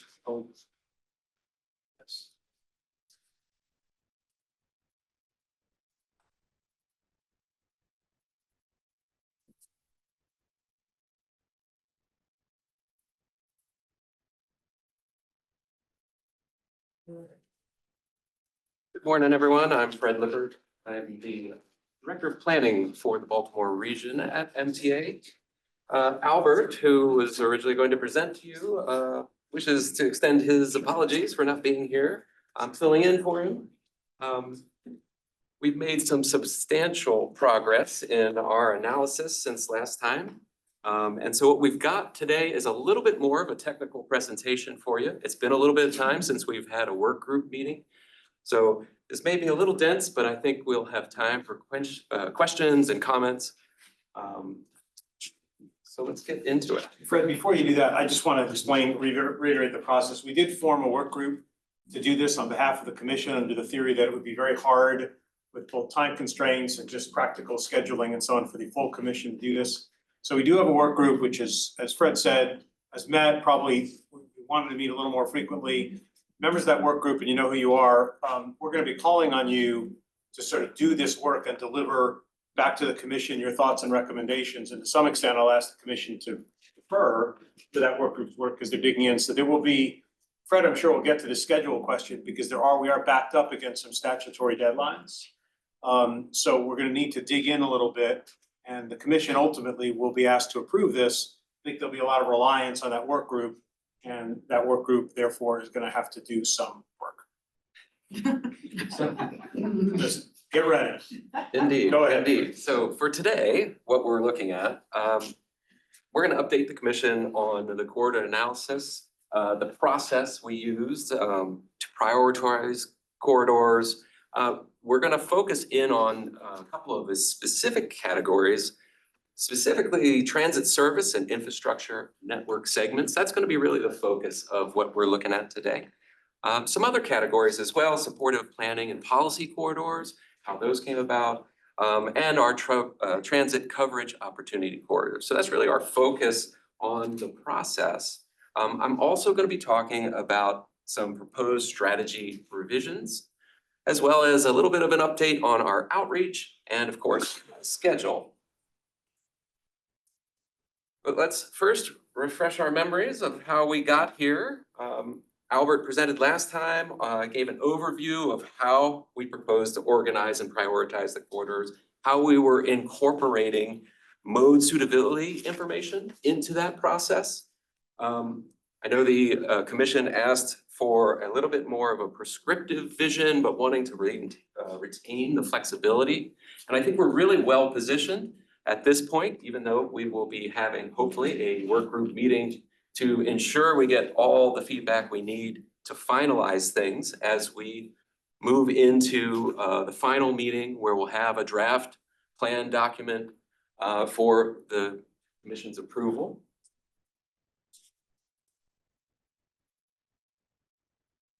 So now I'd like to get into how that corridor confirmation and prioritization process happened. But as a quick reminder, the previous RTP from 2020 had a lot of numbered corridors that we looked at.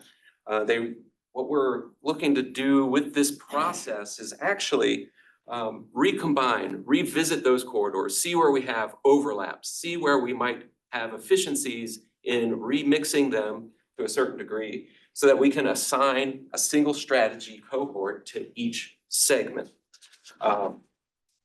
Just as a note, no actual corridors from the original RTP were eliminated in this process. Now, this is something you all have seen before. Previously, we spent some time of it also with the work group, robust discussion there. And the area that we're really going to be focusing in on today is what we did with those corridors that we felt fell into the transit service and infrastructure category. That's the green one up there. I will talk later on in the presentation about those two blue and orange, those bottom categories of supported policy and planning, as well as the transit coverage opportunity. But our real focus is going to be on that green category and how we went about the process. And so I've got a bit of a flow chart here to go through with you, kind of explain the questions we asked ourselves and what resulted in how we found those buckets to put these corridors as we looked at the previous 2020 RTP corridors. So we start off with a question. Does this corridor currently have high capacity or high quality transit? And if it was yes, that was that fourth category in the yellow, pale yellow there, the maintain transit performance. Now, we don't have a ton that fall into this category, but what we're really talking about here is state of good repair. These are corridors that are out there functioning and we keep them that way. We need to focus on all of our state of good repair needs. Think about the metro replacement cars on our metro line as a type of corridor that is functioning in this category. If not, then we need to really ask, what would move the needle? What would a major transit investment do to provide a benefit in terms of riders or quality of transit? If we determine that the corridor we're looking at falls into that category, this gets us to the transit service and infrastructure. That's the green category. We're gonna dive deeper into that after we have assessed all of our corridors and placed them in a various category. If not, then we really look to the local planning, the local advocacy that's happening. Is it supportive of additional density or transit access improvements? If we get a yes there, that's where we came up with the blue category, the supportive policy and planning. If we got a no there, we fell into the transit coverage opportunity. Now, I'm gonna, a little later on in the slide deck, go into both of those categories. But right now, the focus of where we wanna go is that green one, where we're recombining into network segments. And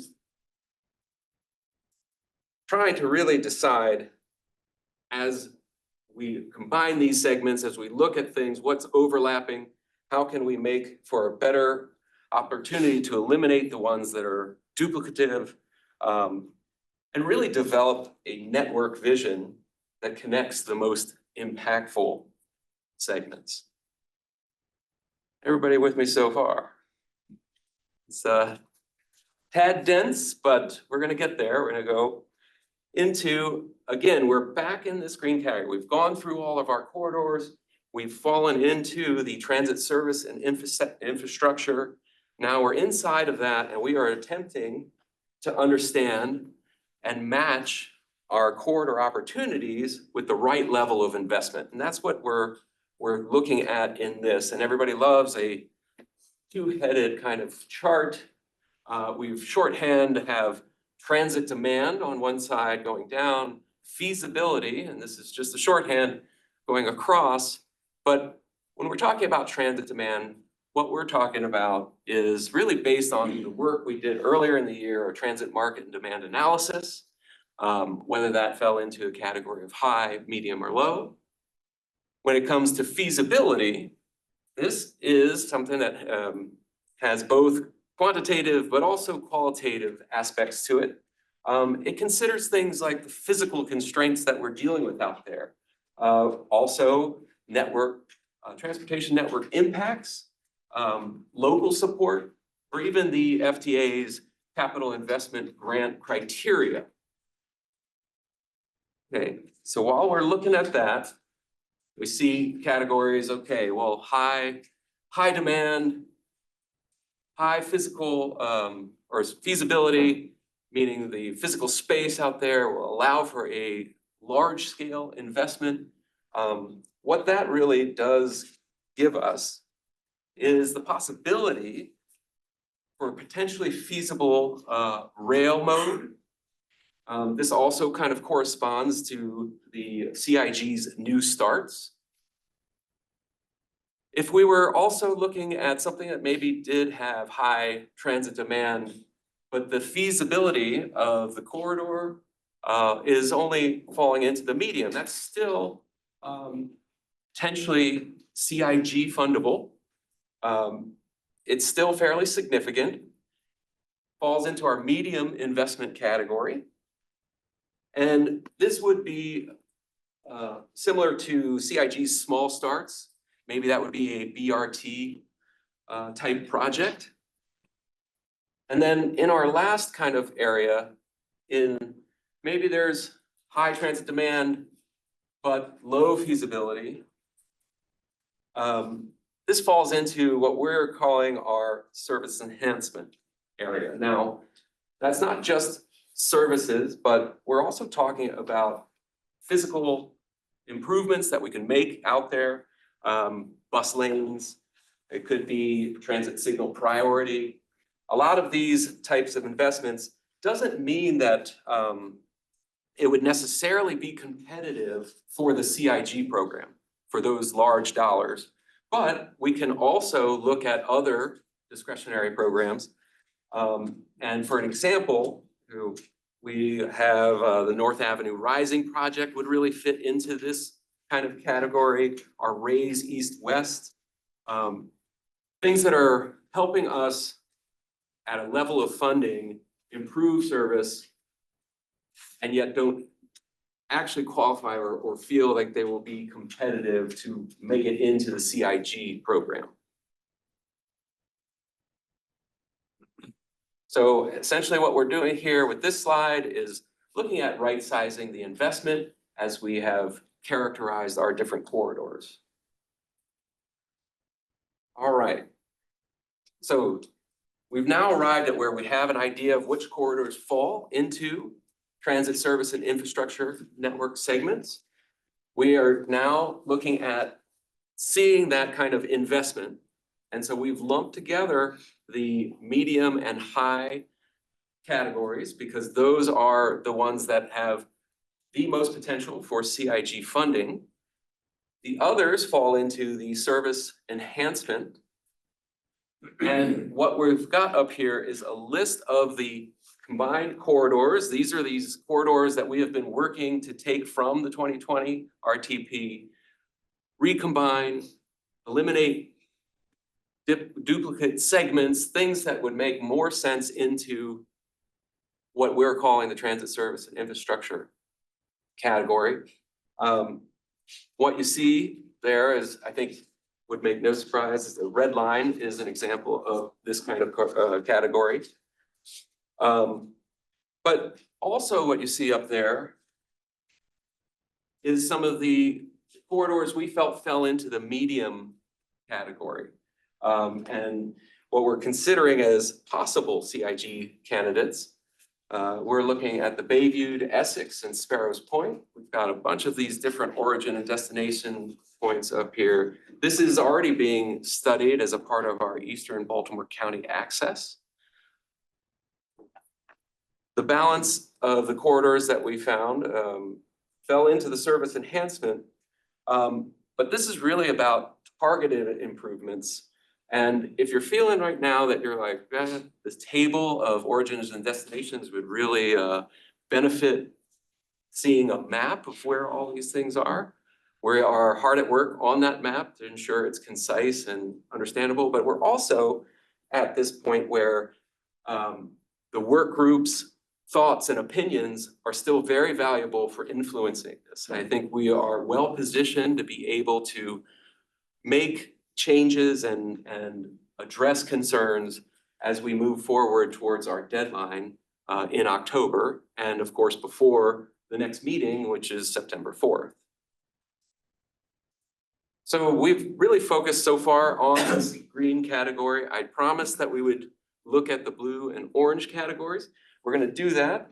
But just before we get into those, I just want to quickly touch on, and I know we've already heard quite a bit, so we'll spend just a few minutes here on some of the other projects that are further along in the process. They have a relationship to the corridors that we just talked about, and obviously speak to improved service enhancements through the work that's going on. Obviously, the light rail modernization program, we're going to do a lot of good work for us, fully funded.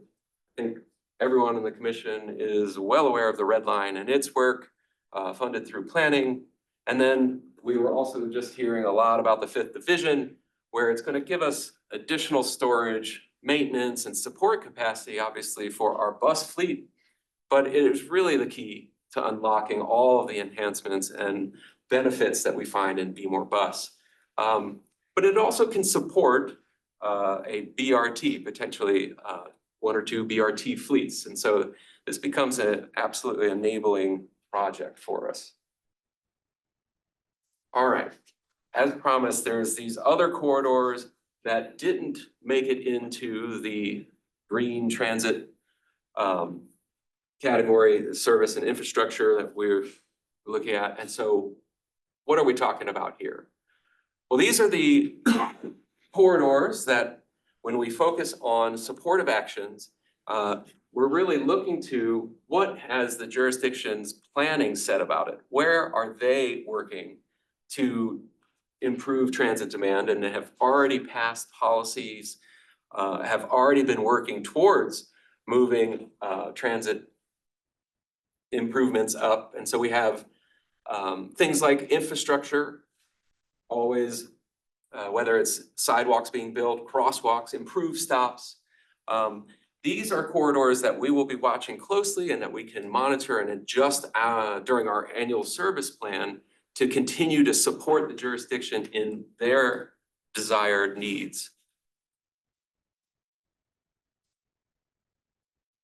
Our last category is transit coverage opportunity. These were segments that we looked at and said, oh, there's a smaller current transit market. There's less existing service right out there today.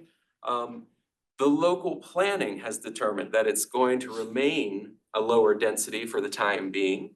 And so really the focus on these corridors needs to be longer term actions to develop the transit demand over time. That may be adding lots service incrementally. That may also include bus stop infrastructure improvements or even improving how folks get to those stops. And of course, always building stakeholder relationships. All right. So moving on to the RTP strategies. Earlier in the year, we talked about strategies from the original RTP. We've been revisiting them. We've done some thinking about how they might change.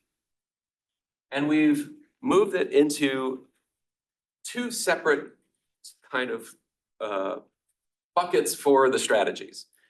Investment-focused strategies and policy-focused strategies.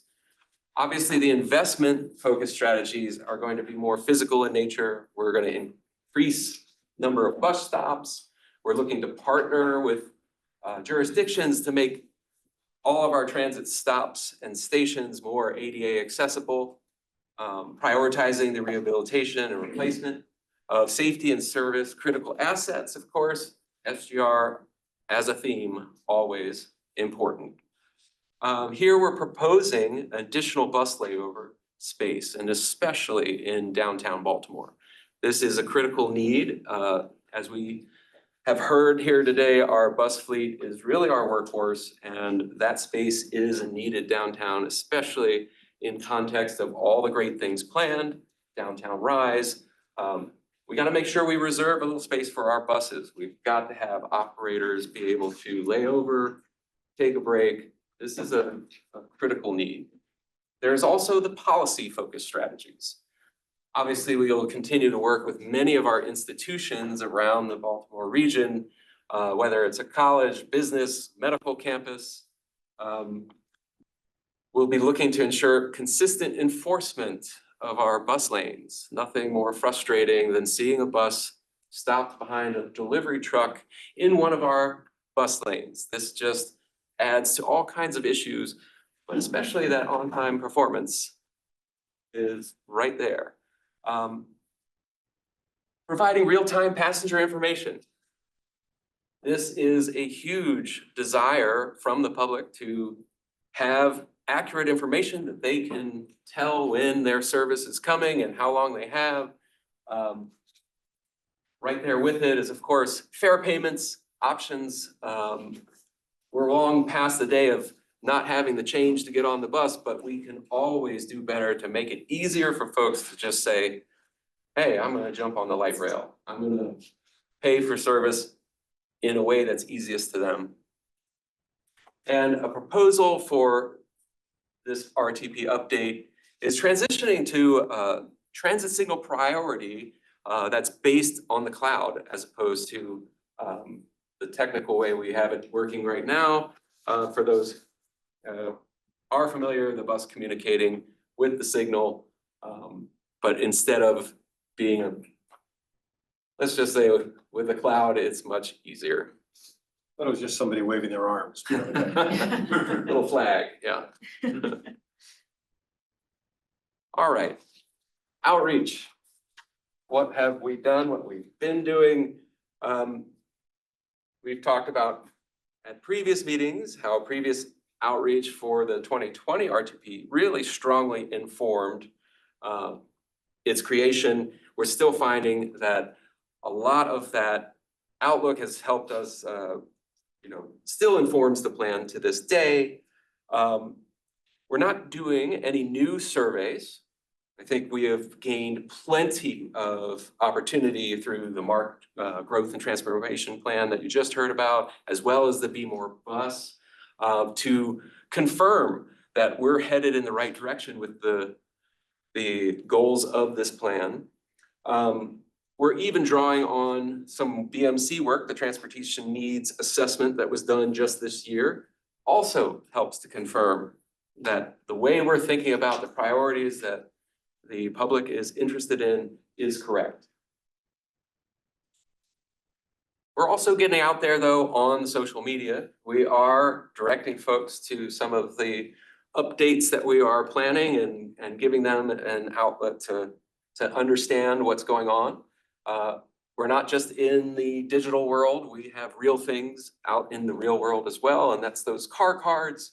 We're putting things up on shelters and stations, but we're also having a presence at the multitude of other MTA projects that are going on, things like red line events, even Frederick Douglass Tunnel events, which technically an Amtrak project, but we are having a presence there as well, just for folks who may be curious. And on to our schedule and next steps.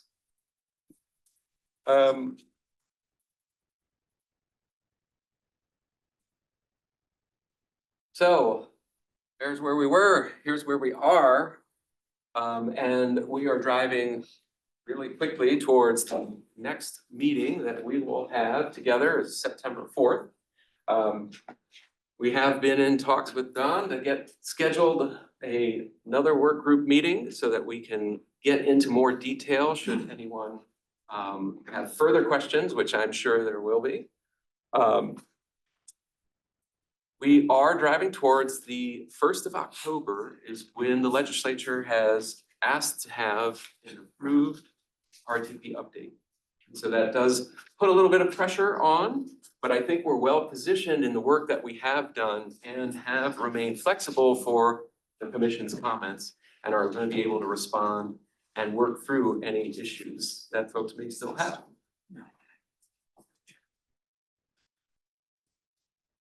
And that wraps it up for me. I'm happy to take any questions or comments. Thank you, Fred. I mean, it's dense, as you say. That's why we've created a group that might get a little bit more deeply into the weeds, which we should continue to do.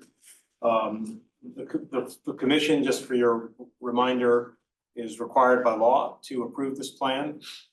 So we have to get that in the sequence. We're looking for a practical way to do that. We certainly don't want to hold up the approval. On the other hand, I think and I know I take seriously the commission's prerogatives and requirements to do that. So we're going to get this work group organized again quickly. Hopefully that will go relatively smoothly. I will say that I think we've said all along, I mean, the plan, while I think this is a different framework, I mean, if you think about it, the actual plan itself is not likely to change radically. It's not like we have, decided not to provide transit to half of our service area, so it's really some tweaking and some different ways of looking at it, et cetera, et cetera. So it's not, the mission here is not to create an RTP, it really is an update, which makes the task somewhat easier.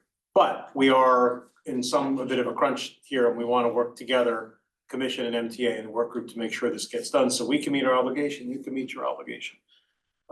So if there are questions, fine. I do want to keep moving. If there are quick questions, fine. If not, we do have the work group meeting, which we will schedule, but does anybody have anything in particular they want to ask Fred? Yes, please. I have a question about the downtown bus staging issue. When I was at the downtown partnership years ago, the posture of the organization then was very opposed to having a staging issue downtown. Most of their stakeholders want one downtown. You referenced downtown rides. A lot of things have happened in recent years. I had a lot of stuck in a hard place meetings with Kate and Holly at that time around this kind of issue. What progress have you guys made enlisting this support with a nation like the Downtown Partnership to hopefully remove some of the obstacles to this long-standing critical need for downtown, if at all? jump in? If you'd like to, I'll Holly. take that one from Fred. I think Shalonda is really fantastic at Downtown Partnership and recognizes the need for a hub downtown. And so, she's actually reached out to us a couple times, like, hey, what do you think about here? What do you think about there?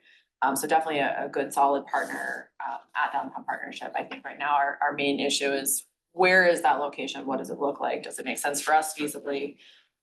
Who's the owner on it, right? Like, there's a lot of properties downtown. We've identified a few, but like, who owns it? What does that look like? And is it actually feasible, or is it just, we're all kind of wishing? And then more specifically, we would need the funding to make it happen. But Downtown Partnership, great partner, great partner in this. That's a big change and like really important for what you guys are doing downtown. It wasn't always like that, so I'm glad to hear that. It's evolved. We're on this side, here to the lady. I had one other, perhaps it's more of a comment, but I just wanted to lift up on your investment priorities. That particularly from the regional perspective, when we're talking about the suburban locations, the bus shelters, which can seem tangential to MTA, right? Because you're focused on the vehicles, you're focused on the tracks, focused on the routes.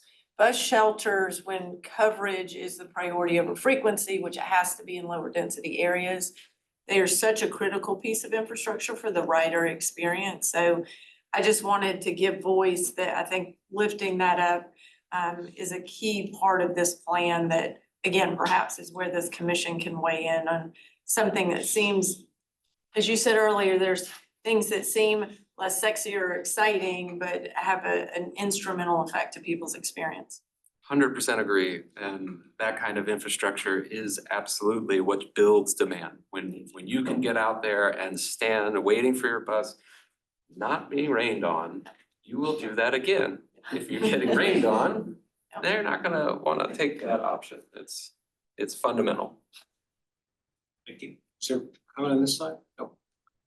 All right, well, we will, yes, I'm yes. gonna Veronica, please. piggyback with that, and I would add to Fred, and I would make a commitment from our agency that, for wherever there isn't a bus shelter and there's space and right of way for a bench, that we're willing to do that as well. It's something that we had started just to look in and kind of taking notice of where there are not benches, if there's right of way that we can access or get right of way access through other places, kind of getting our benches back up and running. So I'm gonna make a public statement here with us that we would absolutely be willing to partner to make sure that we can do that, so that we have that accessibility option for people who are not able to stand for too long, or they want to sit and rest weary legs from, traveling and things like that. So let's do it. Thank you so much, Director Macbeth. We Yeah. appreciate it. If I can add on to that, I mean, again, it's been a fantastic partnership with Baltimore City over the years, making it happen faster for our shelters, the permitting system. We've done a ton of work to allow that to happen. And then, there's a lot of, it's always more complicated than it seems. In a lot of areas, we can't fit shelters because of the layout or ADA accessibility. And so a bench can be a really good option. We can't fit a shelter. Yeah, and that's often the time is, often the challenge and the time is like the width and sizes of shelters and things like that. But I know obviously there are sizing adaptations that there are now as far as shelters and things like that. So, stuff you all can look into, and also we can look into, and I know a guy in the right of ways division, so we can try to. No, I wanted to add there though, is again, we've had a great partnership, and we've installed 40 shelters in the past fiscal year, so we are committed to shelters. My team hears a lot from me about shelters. But I think the bench program that the city is doing, we would love to partner with the other jurisdictions on that, and so we've got you guys in the room, so shout out Yeah, if you. and we make benches, for the record. Our benches only cost $500 to make. They're reclaimed wood, so it's something that, if I'm willing to look at like an MOU process for you all, if you wanted to buy benches from the city or things like that, we can certainly have offline partnership conversations and things like that. We are even looking into, and I don't want to take too much time, but looking into working with people to sponsor a bench, like neighborhoods and organizations. So happy to have those conversations. Hey, John, this is Mike Netzer. I got a quick question. Who is that? I'm sorry. Is it Mike? Hey, John, it's Mike Netzer. I got a bit of laryngitis, sorry. So have we looked at the Alice report, the latest update? Because as you know, it's a very in-depth report about individuals that have struggle for housing, childcare, and in particularly transportation. And it gives those locations where it's especially in the county where it's most difficult. And I'm just kind of curious if we've ever taken an in-depth look at the Alice report relative to transportation. I'm sorry, what report is mine? I just can't hear. It's called the Alice report. It's asset limited, income constrained, and employed. United Way puts it out each year. We use that as a resource for our vulnerable. Right. Well, it's a very good suggestion. Perhaps you can talk about it and try and respond to Mike's question and see if we can make something of it. Thanks so much. Okay, anybody else? All right, I'd like to move on and try and use this last half hour for work group reports. Don, I'm sorry, fall service change is next. I just wanted to close the loop on that. We last month heard about, or last meeting heard about the fall service changes in between. We've worked on it as the on creating a letter for the chair to sign, and that'll be part of the work group, right? Provider experience work group. Okay, thank you. All right, well, let's turn to the work group updates. They're in order in the agenda lots. Marcus, please. Yeah, good afternoon, everyone. Yeah, we met again on June 13th, and we discussed several key regional transit issues.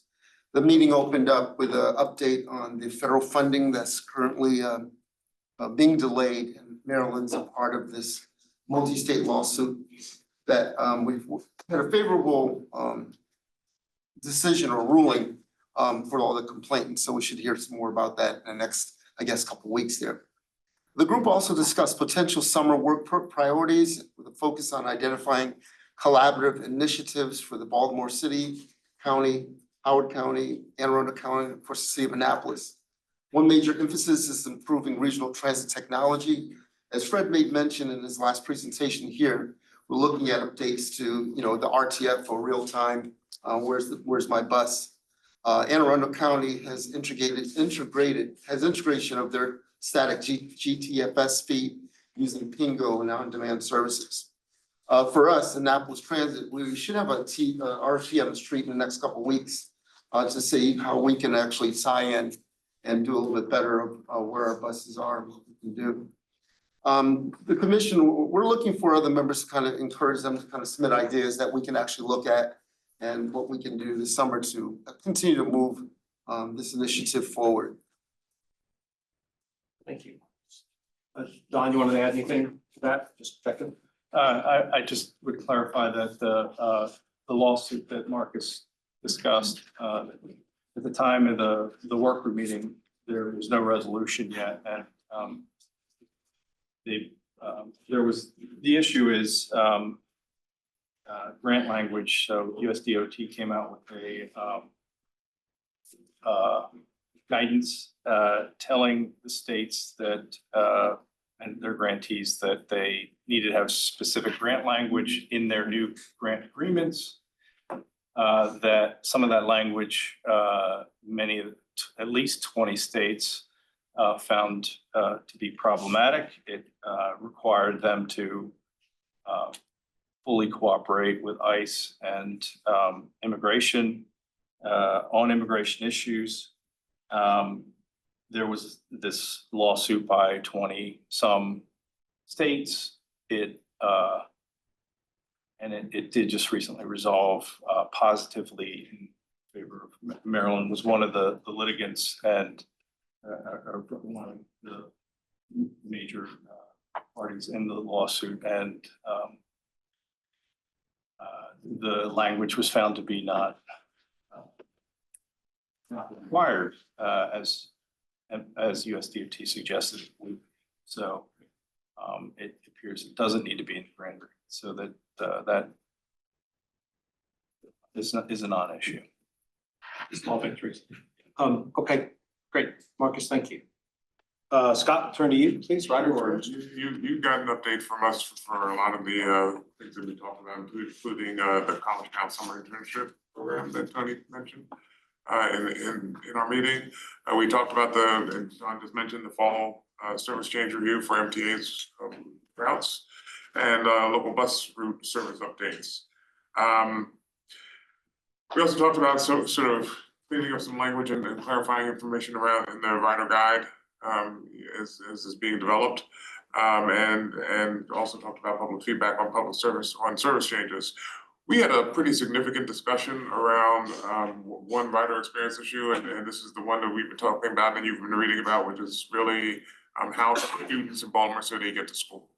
And you know, there's been a lot of responsibility shifting and pushing around on who it is, but I think we just want to focus on the issue of a constituency who's having a difficult time getting there and trying to figure out how any collection of people figure out the solution to this. I mean, that's really what it's about, is really more focusing on a solution to a problem, not figuring out which finger to point at in solving this. Because at the end of the day, for two reasons. One is that, you know, kids don't have executive function, so this shouldn't be their responsibility to figure out how to do this. But they are also our future riders and advocates. And so the experience that they have now is really going to define whether they are riders in the future, whether whether they have that ability to make the choice to do it. And so we need to make sure that they're being satisfied, so that they'll be they're the future voices of our service and our support for the dollars that we're going to need and things like that. So we're trying to figure out how to engage correctly in this conversation.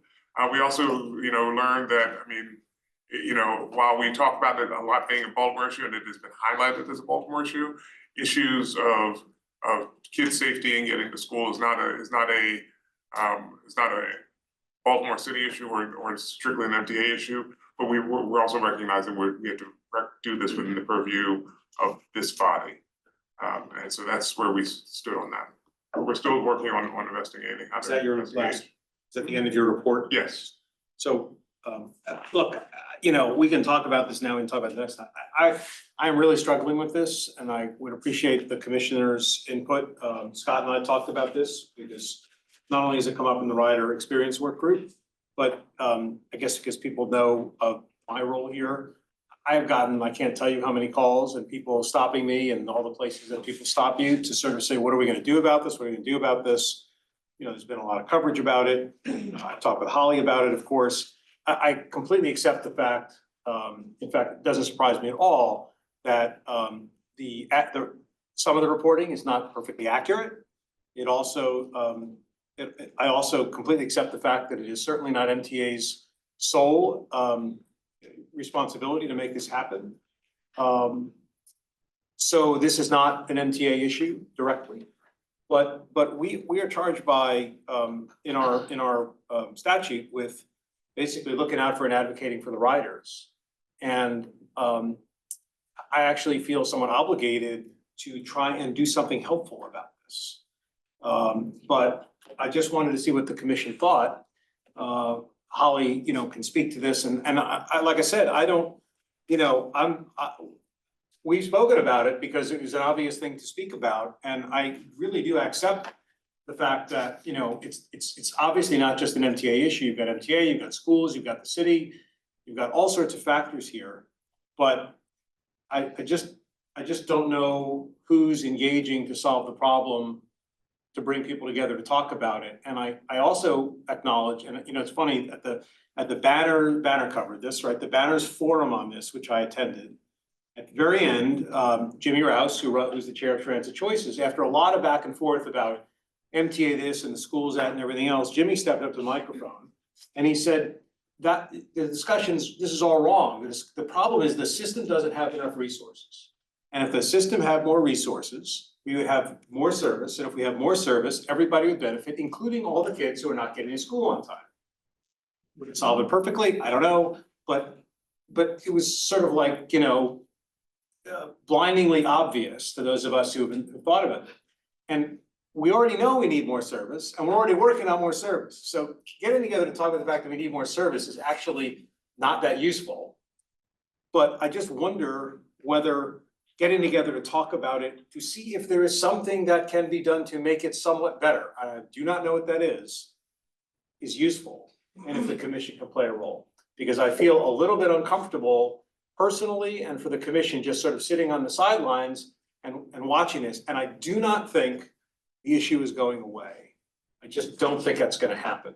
And it continues to generate interest in the broader community because as you, I wouldn't have thought to say executive function, et cetera, but they're the school kids. Everybody wants the school kids to get to school. And everybody appreciates, the problem. And there's this giant cohort of people who are affected by this. So that's what I'm wrestling with. And I guess I'd just like to hear, from other commissioners and Holly, I don't want to put you on the spot. And like I said, I try to be preemptively supportive of MTA here. This is not like MTA fixes problem. But what do you all think about this? So Mr. Commissioner, I think you hit the nail on the head early on, right? It is not solutions today. It is an advisory group, right? And I think that can sometimes be an uncomfortable place to be in. And I think raising awareness, talking about the issues, granted, we spend a lot of time talking, but the charge is not to solve the issue, right? To mandate funding or to do any of those things. And so I think to the degree that we've done some of those things. I think some of the pieces I'd be interested in how the connection between the earlier slides that you had about some of the changes that are making and how those are gonna implement either, if you don't have the resources, you say everybody get mine free and they're not coming on time, I guess that doesn't actually help you. But I hear the call, I hear the frustration. I guess I don't see the commission as the solutions body to be able to do something, to solve something. I see it as a convener. I see it as a place where we can get folks together, we can continue to do the things that we can do in terms of advocacy and some of the call outs, but I don't see this as an issue. I understand. Yeah. Well, solve is one thing, but you did say convene, and I guess the question is it worth trying to convene? You recognize that we don't have the authority, MTA doesn't really directly work for us, and surely the schools don't, and and so on, but anyway, others, thoughts? I was really glad to hear from the MTA about expanding access for students during the day. So maybe there are ways, again, as a convener, not as trying to solve every little problem, but there are ways to meet and talk about what other things like that can have an impact on this problem. And I think our discussion in the work group was a really good one. We just didn't have the time to continue, but we talked about maybe bringing other folks into this conversation, from the school side and not from the MTA side, and how we could do that, just to hear about the issue and explore it a bit more, like what you just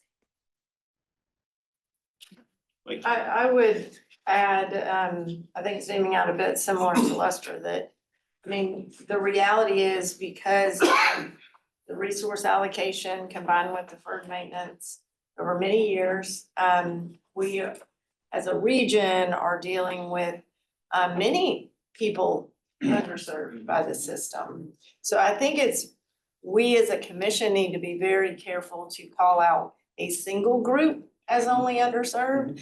To your point, school children are something that everyone can say, yes, of course, we should be serving children. But I think that as a commission, if we, for instance, do, have a bit more focus around school children, then we also, perhaps in the work group session or in a convening way, we also need to talk about other underserved populations. So I think it's, so that's, I guess, one response. And then my other response would be that the opportunity for us to participate in some of those forums to say there is a path to this getting better by something that you don't engage in. You'll show up to a meeting about school children, but you won't talk about, here's why we need more transit dollars allocated. I think that matters, accountability for electeds, those pieces. Perhaps that's a role this commission can play, is like, that is a direct link to actually getting better service over time. Message, metric, message Yes, earlier, that's yes, exactly what that point was absolutely. about. Others? I mean, if I can, Yeah, I was just Yeah. coming to you, so please. Yeah, I mean, we're always, happy to have a conversation. I think I've shared a few times here some of the things that we do, and I believe Daryl Clark participates in the writer experience group to share a bit about we have a full-time school services coordinator, like that is all they do all day is think about schools, think about students, think about how they can better serve students. And so we're, happy to share what we're doing currently, how we can partner. I think Leaky, you had a really great point, like we are a public transit agency and we have to serve everyone, and federally by law, like we have to be really careful. And so, we're doing everything we possibly can. I think the 5th Bus Division is a great example of how better service, like 21 schools would have access to very frequent service. You can't tell me that's not gonna make a difference for fixing the system as a whole. And so those are the things that like we wanna work towards. I understand it sounds like it's far away, but what they say about a tree, right? Like, you gotta start planting it, right? Like, you gotta take that first step, you gotta start. And so like, that's I think one of the things that we're trying to put out there is the things that we can and will do today. I can also share some information on time performance. We do prioritize school tripper buses over all of other service in terms of cuts, in terms of on-time performance. And so we do see a lot better performance of those routes versus some of the other ones. So we can share some of that data as well. Well, look, I appreciate the work group's leadership on this. Scott, I appreciate your leadership on this, and I appreciate your thoughts and advice. I guess I'll think about it. Maybe Scott, you and I can talk about it. Like I said, I don't want to tilt at windmills, and I don't want to stick our nose in a place where either it's not appropriate or where it's going to be ineffective. And yet, it's hard not to want to try and make a contribution to a solution here. Even if, as Lester, you say, it is a convening contribution, obviously, we don't have a checkbook, which would be ideal. Okay, well, thanks. It's very helpful to hear, and I'll think about it with Scott and others, and we'll figure out if there's a way we can provide some sort of engagement. Thank you. Are you set for your report? Okay. Project program delivery, Lakey? So we did have quite a few MTA staff engaged in our meeting, so we appreciate that. We got updates on probably significant projects, though there are many, Red Line in particular. And I think that we wanted to bring something forward to the commission. I don't know that this has been brought forward yet because we're still kind of, in the early days of the work groups. But one of the pieces, and we as a commission have had this come up multiple times when we have these discussions, is that when we're talking about, projects and program, we're largely talking about the capital budget. And what we're seeing and hearing from staff, capital costs, and anybody in business right now knows this, capital costs are going up on the scale of 20 to 30% for a variety of reasons, supply chain. Now there's the interplay of tariffs because a lot of transportation equipment is the international supply chain. We're also seeing a pressure point, and it came up earlier in the budget discussion, of state employee capacity, that as the allocation actually happens on the projects, there is a need for staff to run those projects. And that, you address some of that question of the hiring freeze and how those implications are gonna happen. But really it came up that it's not just the number of positions, it's also the ability to pay a higher wage in a competitive marketplace. Again, I think we're all dealing with that. So I guess we wanted to put forward as a work group, and this has already come up in this meeting, right? The budget allocation is a significant step forward, but the ability to deploy that capital effectively and efficiency is the actual move towards progress and service expansion. So what we wanted to bring forward is that the two levers that seem like could be influenced perhaps is the threshold of procurement, which we've discussed before, is at $200,000. And for an agency like MTA, A majority of what they're purchasing is above $200,000.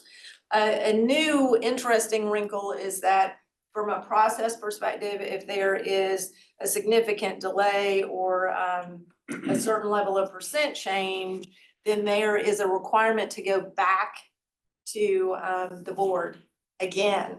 So you actually are multiple delays in the ability to deploy the capital, to obtain the equipment, to then begin the service.